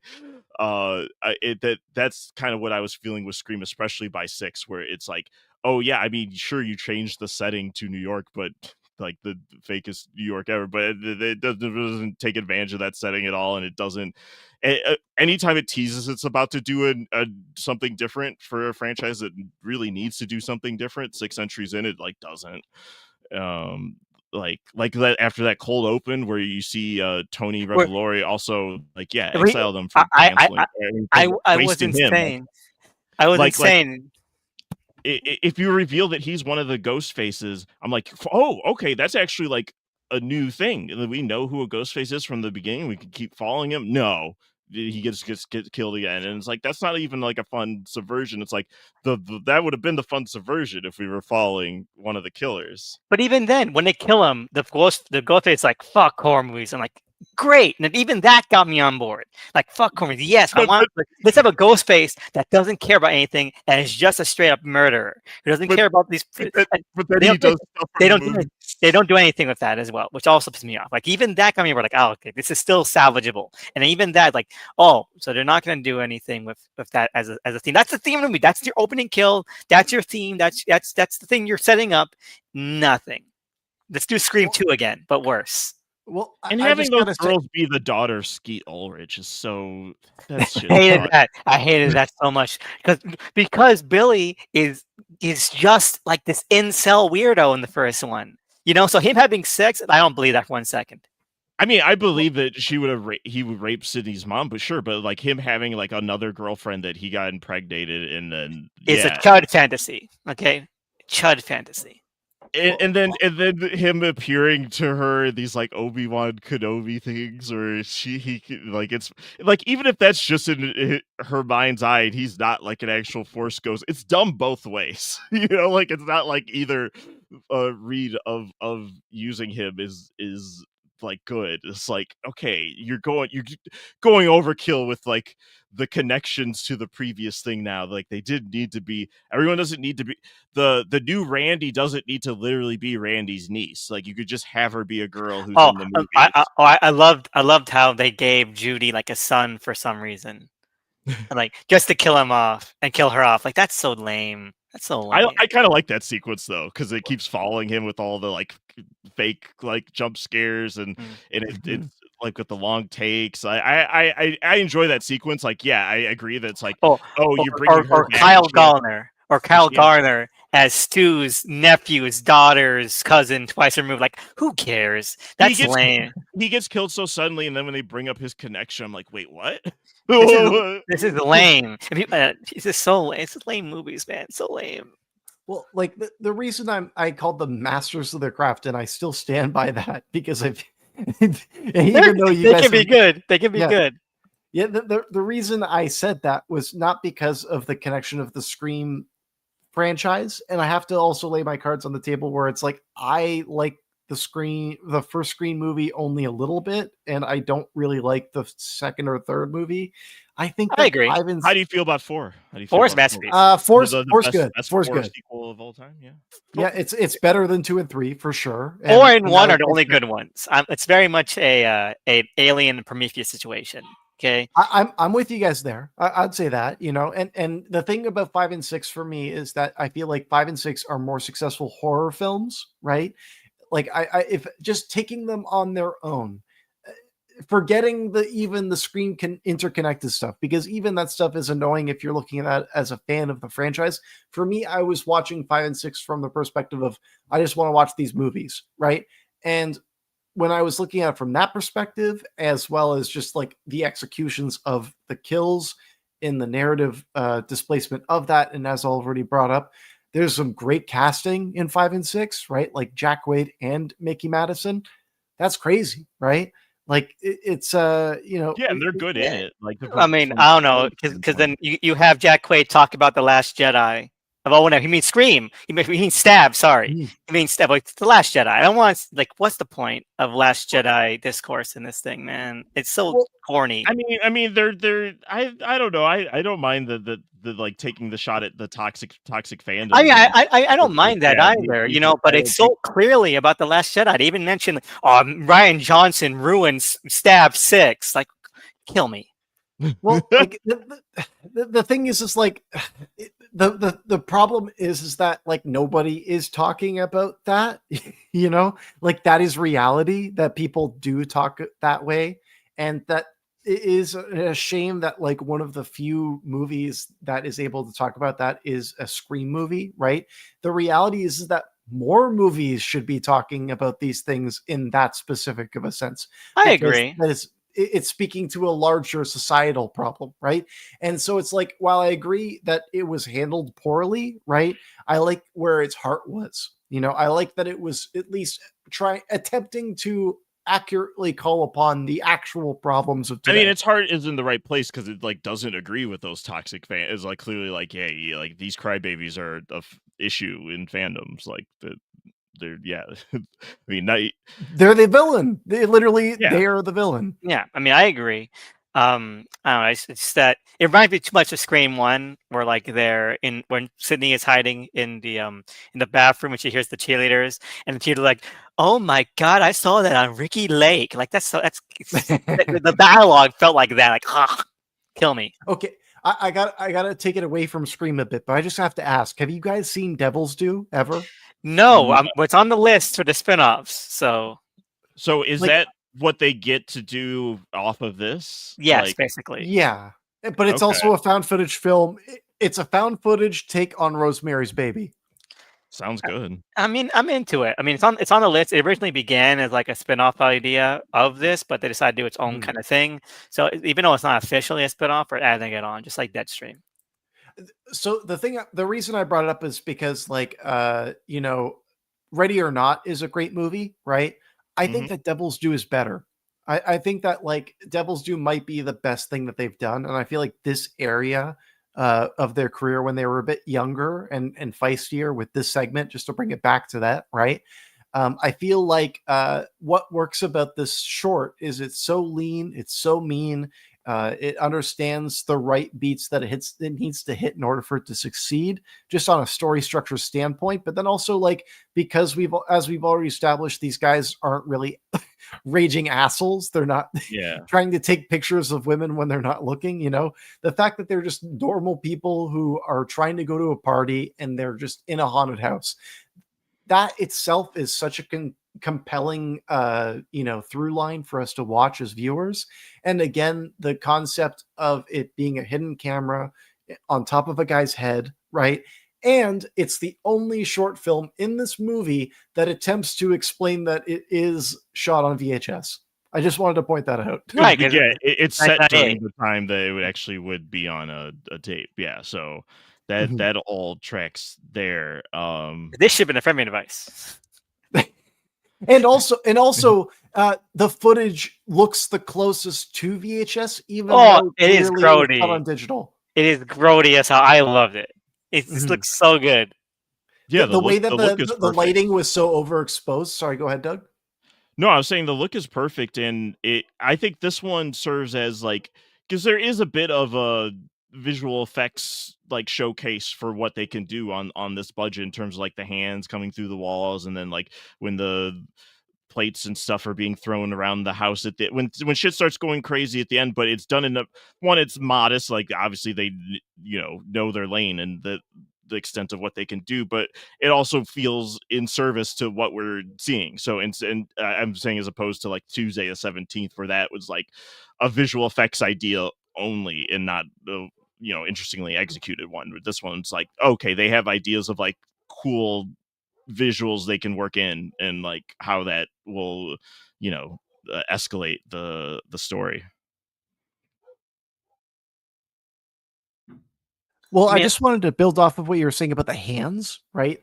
Like what I was saying before about the audition night when you had the actress doing that like kind of cross-legged, crossed arm thing with the television. The hands coming through the wall is just such an evocative image, right? And like it doesn't mean anything on a thematic level, right? But it's just this concept that like It the means way that wouldn't it be scary if a hand came through a wall when you're in a yeah, house? That's what it totally. means. And it is. It's scary, right? Like I would be fucking pissing That's not where myself if I hands are saw that. supposed to be. No, I don't want them near me. Get them away. I don't want them near that me. the French Beauty and the Beast understood this, so I think we're all in agreement. Um, Totally. But I really like this one. It's got such a great atmosphere, a great vibe. And again, the reason why I think it should have been a framing device, I'm actually really serious about that. I'm like, this should have been a framing device because one, it's on a VHS. It looks like VHS. It's the one that you don't have to make excuses. Half of these are like on digital, like literally in story. And so I feel like you could have had a really great fun time. Like, okay, we're starting VHS tape, Oh, and it's so the when whole they're in movie. the house, then they're finding the other tapes, like No, before no, they get no, upstairs. no. That each interstitial And again, there's no no one's watching the tapes. Because you made a great point. Like, why are we watching people watch tapes? We're watching the tapes. All right. But each interstitial is them. They're on a pub crawl, or they're like hanging out or having fun, and then like the last one is their like complete downfall on that house. Like that's where the wraparound ends. I think that would have been really fun. Okay, so just the escalation of make it more of a slow burn where it's like, yeah, they're just fucking around initially, and then we come back, and then it's like, oh, now you guys are fucked. Exactly. I think that would be a lot more fun than following rapists around, but that's just me. I think just in terms of like a wraparound narrative, probably works better in terms of like It's Halloween. You don't need to explain. Yeah, that one, it's Halloween. You don't need to explain why we, the audience, are watching the tape. So, like, why not just have it be another story that just. That's what the Shudder ones do. That's what the Shudder ones do. Okay, so that sounds better. Yeah, I'll probably like those better. I don't know, but that's the one thing I'll give them credit for. But I really enjoyed the segment. I mean, there's not a lot to it. There's not a lot to like really discuss about it because it is so concise. Like it's the one that's like I think is actually paced the best overall. So it's not really much to discuss. I love the energy of the vibe. I love when they come across the exorcism. They're like, yeah, man, yeah. That's so funny when they start chanting with them. Is it like cast her out or something they're saying? And they're like, yeah. Cast her out. Yeah, they're just having fun. It's so good. I wanted more shenanigans. I really did. That's my only note. Like this should have been longer, but like just 4 minutes longer, just to show more. Because their initial reaction to seeing freaky things is like, "Holy shit, that's crazy! Yeah. It's the best Halloween ever." well, when they're saying cast her out, do they just think that they're in a haunted house? Yes, like, an experience, right? They think they're haunted house, like a fake haunted house. Yeah. Because that's when they see the hands initially, they're just like, "I've never seen anything like that." Like they think that's just an effect being done. Yeah. They think they're in a haunt, which is great. And also, like we talked about the look of this, right? But like the way that the visual effects look in this short film, right, is surprisingly great, right? Like they found a way to like work within the way that they were going to color this whole project, right? And because they had designed the visual effects around that, they didn't go outside of the reach of realism, to where even though like while I'm watching this in a modern context where it's like I can see how it's CGI and how it's very like when some of the plates being thrown, you can clock that. Like, but like you said, like the way they're shooting it and the aesthetic itself, like definitely helps. It blends in with it, so like it would stick out way more if it was like shot like the other ones. It actually has its own identity, right? That's what makes this short film stand out from all the other ones, where the other ones feel like they're trying so hard to be dark and serious. This one is just its own thing, and it's not ashamed of it, and that's what makes it work. I would watch this as a YouTube video. This feels like a tape you would, because it's just like some guys hanging out who happen to be recording their Halloween party they thought they were going to, and then a fucked up thing happened. So the other ones, you have to do too much mental legwork to be like, so how did these tapes get in this house? Why is the guy a zombie? Well, also just, Doug, you bring up a brilliant point, right? Like, how many ghost videos have we watched between the three of us, right? Like clearly fake ghost videos, let's say, even, right? Like ghosts don't exist. No, they're all real. They're all real, I say. But you know what I mean, right? Like there's so many of these ghost videos that exist, right? And how many of those ghost videos exist that are just like, Tommy, I've got a problem with you. I'm going to tell you what my problem is. And it's like 30 minutes of that until it gets to the scare. This found footage film captures the joy of watching a scary ghost video in the sense that we don't need any backstory. This is just it, right? Pretty much. And, that's the thing that most found footage films should consider, right? Where it's like all of the groundwork that they're trying to do with the world building actually doesn't make sense in terms of when they are recording this footage. Yeah. And that's why I have another favorite one, which I'm excited to watch the spinoff of in one of the sequels. So Alien Summer Party. I can't wait to get that one. I think that captures this as well. Kids versus Aliens. That movie. Well, Oh my also God. the short Alien Summer Party, I think captures it. What's thinking ahead of it. I think that does capture exactly what you're talking I'm about. excited to see where this goes, and like including like those spin-offs we mentioned, because like even though it's like, yeah, really only 2 out of 5 or work for me, but like it's such a variable format. Like even though There's yeah, 6. There's I, 6. Mhm. oh yeah, counting the wraparound.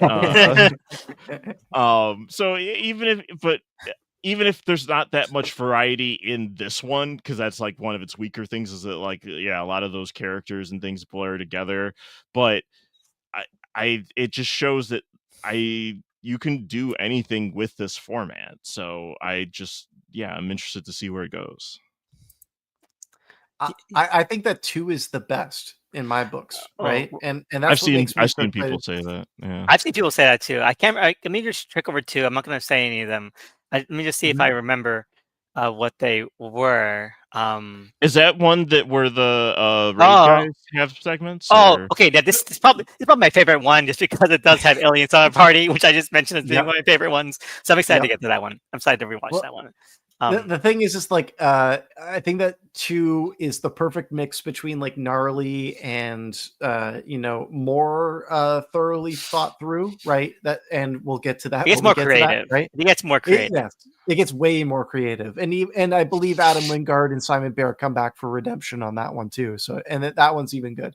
But okay, anyways, well, it's good they redeemed them. I mean, if they had, good thing they made the guests and they have a lifetime pass. Because I'm a big Death Note booster, and I curse Netflix for canceling the sequel. I okay, would have watched the sequel to that. Like, yeah, is it a faithful adaptation? No, but it's also like kind of Fun as hell. and like doing an interesting thing on terms because like American incels are different. Not, I'm not saying it's not like a universal ideal, but like an American incel is a specific thing that it ends up being different than a Japanese one. You know, like Yeah, it's like and that's we the have thing mesh too. shooters here. You know, The thing about that is that a lot of people get upset that he wasn't cool. So they didn't even really understand that like anime light was meant to be like that. They thought like, oh, he's meant to be a badass. Like, no. And I think this is a really great concept. And even though that doesn't have a sequel, even though they planned one, I do like where it ends, where it kind of think that L is going to kill Light. So I think that's a great way to end. Like, yeah, it's a totally Wingard Barrett move to do with an adaptation. So hell yeah. I've brought up this movie before on this podcast, but I just need to get the clear answer. Have you guys seen A Horrible Way to Die by Adam Wingard and N- Simon Barrett? No, I but have I not. will. I will. Yeah, that I have to say, like, because Doug was saying earlier that he wanted to see more of a horror mumblecore movie, right? A Horrible Way to Die is the mumblecore horror film. That is the Okay. one in my eyes, Oh, you you know know? what? Oh, Amy Simons. Amy So Simons, AJ Love her. Bowen, AJ Bowen, who like Okay. if we need to talk about any underrated character actor from the 2010s, AJ Bowen.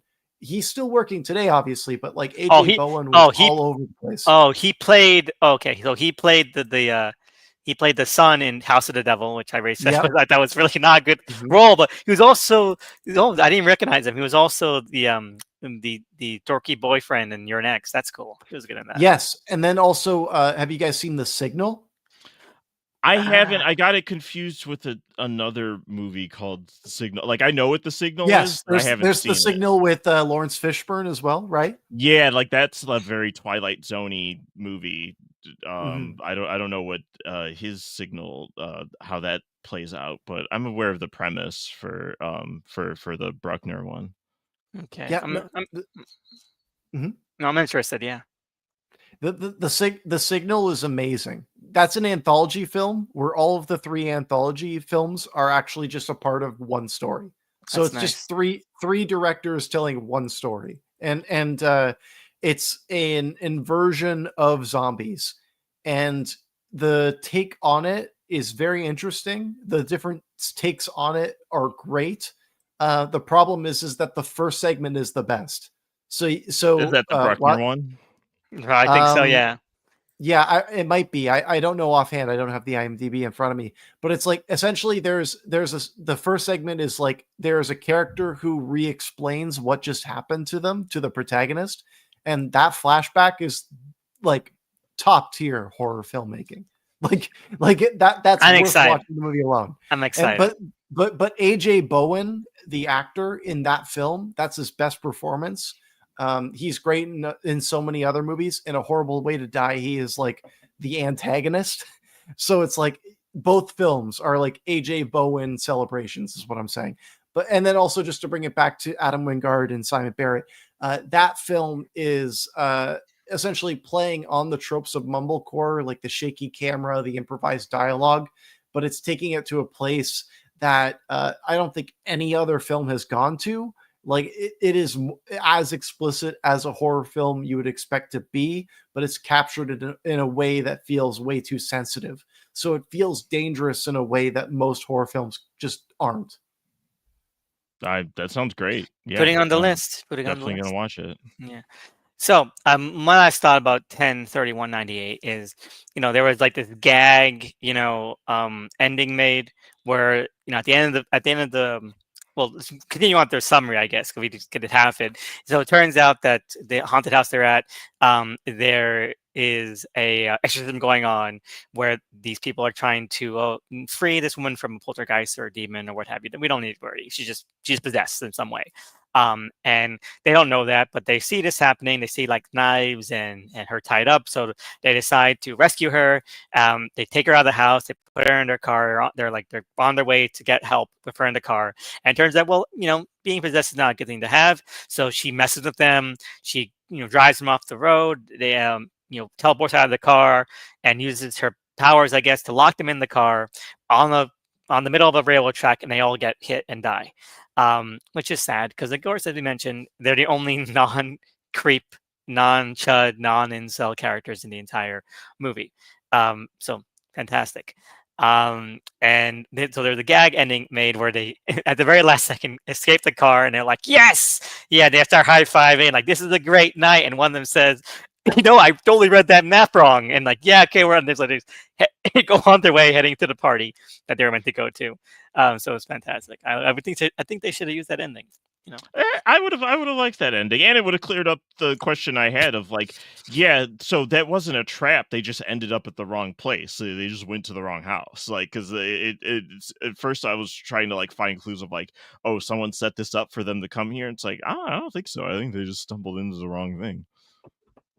Yeah, no, it totally just does feel like an honest mistake, right? And to be honest, that's all we need for one of these shorts, right? That alone is enough. You for accidentally anyone. found a fucked up, creepy thing while you were recording a party, or what you Yeah, thought was right. gonna be a party. This goes back to the problem with the initial wraparound segment, even too, right? Like this radio silence are strong enough filmmakers to understand that their conceit is strong enough to where they don't have to try so hard to make their protagonist so unlikable, right? And then also to bring that into like when they're trying to save the woman in the attic, right? All reasonable thought would lead us to believe that this woman is in danger, right? She is tied up. These people are planning on stabbing her, like there's chanting, right? Creepy dudes. You don't want them anywhere near her, right? But when we do get that turn on the train track, right? And in the original ending, she is the ultimate undoing. It feels so cruel, right? But it's because we understand that they had messed up, that they shouldn't have been there even in the first place. That is enough for us to accept their fate, right? That's what makes the short work so well for me. Yeah, I don't have any complaints Yeah, about yeah. this one.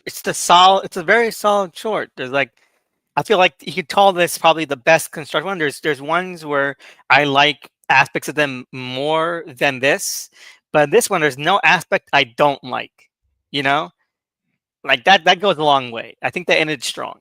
They really did, and this Yeah. ended strong, and it ends like on a good note. Like it knows it's strong, so they left it last. Even the wraparound ends before this, as we mentioned before.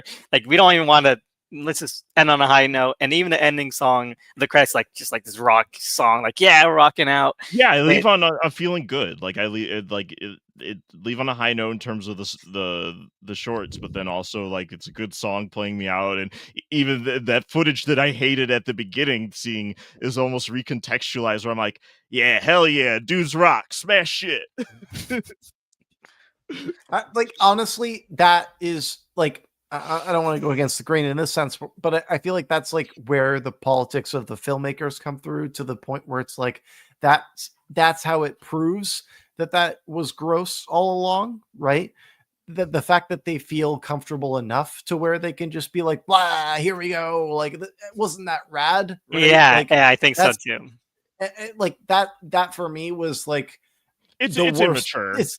It's immature, but it's also like the thing that aged the worst for me, right? Yeah. I feel like when it comes to like taking all of the concepts and the segments on their own, trying to intellectualize them as the way that we have on this podcast, I feel like in that moment, the way that the producers and the editors are just going, blah, it was all for fun like that. That's what makes me brace a bit, right? I like the song. I like the fact that they're so proud of their filmmakers, the way that they're going like, here's all the directors, right? But then when you get like the concept by and the produced by, and it's at the same time that you're getting that woman having her sweater forcibly taken off, right? It is Yeah. gross, you know, like No, that is that was a grody. conscious decision, right? That's why I'm bracing at that, you know. Yeah, it's a choice to show that again because it's like I didn't like it. You guys did it the first time, and the fact that you're doing it now with the celebratory energy is like, well, hold on. No, I didn't celebratory sign up. energy on the creator and producer of this entire series. That's what's so Right. important to me, you know, the fact that it's like at the same time that they're showing that, you know, like it does really speak to a strongly immature perspective that this Like whole them being like, franchise we starts made on. this while pointing to the breast. They're like, yeah, that's us. Yeah, exactly. Fuck you. We did this shit. And you're like, fuck you. I don't want to watch that. Well, you don't want to take credit for this. Don't put your name on that. You really think you did something. Yeah. But yeah, no, it's why I think, in general, I'm excited to leave this one behind. There's something I like about it, but it can only get better, right? It can only get better. Well, viral will be where I assume everyone that seems to be the consensus. Like I would love to come with Beyond. I'll say it was probably the worst of the ones I contrarian remember. take of like, well, actually, viral is doing something interesting. So hopefully, I do connect with some part of it on that level. But overall, yeah, I'm excited to see where this goes. I mean, it's no VH. Yes, have you guys ever seen VHS? All right, so let's see here. Big question then. Should we move on to VHS 2 tomorrow, or should we watch the first spin-off, Siren? So who's Siren by? Is it by one of the filmmakers from this one? Well, it's written by or given story credit to David Bruckner, and it's based on the David Bruckner one, Amateur Night. Okay. But it's written, but the main credit for writing and directing are other people. So I mean, dealer's choice, or I guess player's choice here. I'm excited to see two. I just wanted to clarify. You said tomorrow? No, sorry, next week. Oh, next week. Okay. I caught that too, but I assumed you meant next week. Yeah, no. The next time, The next time. The next episode. People watch the continuing adventures. Yeah. But like, hey, I would be down for sure, and doing Siren next would make sense. I would be down to keep going, and if let's say we wanted to do back to back, in some sense where it's like we knock out a couple in a week, to get caught up to the most recent entry that's coming out soon. I could do that as well. Siren and 2 like as one go.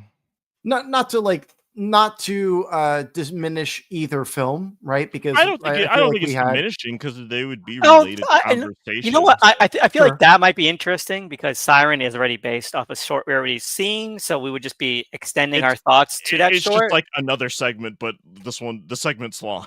Yeah. I mean, I have no mind with that. You guys want to do that? That's fine with me, especially since we've probably presumably already talked a lot about what made that segment work. So depending on how Siren goes, we can be like, oh, it's Be more of judging, that, right? or Like, it's different. is it Sure. successful in stretching that out, or is it like just filling Yeah, air?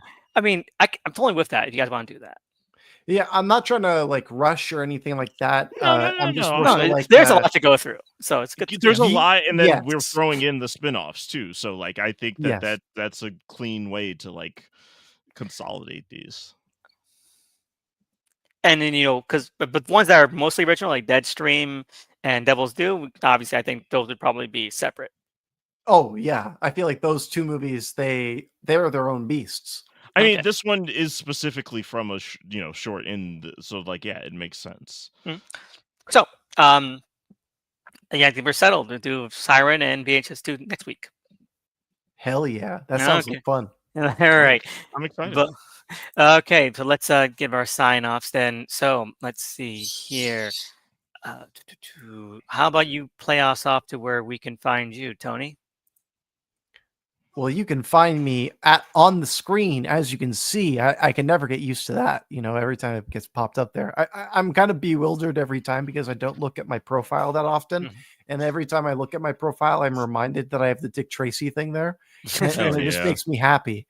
But anyways, poor old Rolo Tony. That is my username on Twitter. You can find me here on this podcast. You can find me at These Boys Got Juice. You can find me at In Films We Trust. You can find me at Unhinged Film Podcast, Television Podcast. And there will be a few other appearances later in the month. Stay tuned for that. I'm sure I'll promote those on future episodes. Hell All yeah. right. And how about you, Doug? Let's find you then. Yeah, you can find me at the Doug Files on Twitter. I'm also the Doug Files is my YouTube, where it's just just bullshit about movies or games I'm playing or watching. But I actually do have a found footage movie on my YouTube because all my old student projects are also on that same channel. I'm trying to remember what the name of it was, but if you go deep enough, I've no shame, even though I'm not saying those are my finest works, but I'm just leaving everything up. You could see the continuum of me as an artist, I guess. Of like, hey, what does a found footage horror short made by Doug 10 years or more ago look like? You go on my YouTube, find out. Um, Sounds great. and also, these guys got juice. Where Tony, as he said before, is basically doing his Vegas residency. Lots of good stuff we're covering on there. So check it out. Fantastic. Anyway, thank you guys so much for joining me, and thank you to anyone that listened. It's gonna be fun. We're heading into autumn. We got September, October. This is gonna be a fun series to go through, and get it all into that spooky feeling. So thank you for joining me. And next week we'll head into Siren and VHS2, and then see where we lead off from there. Hope it's fun. All right, see you guys.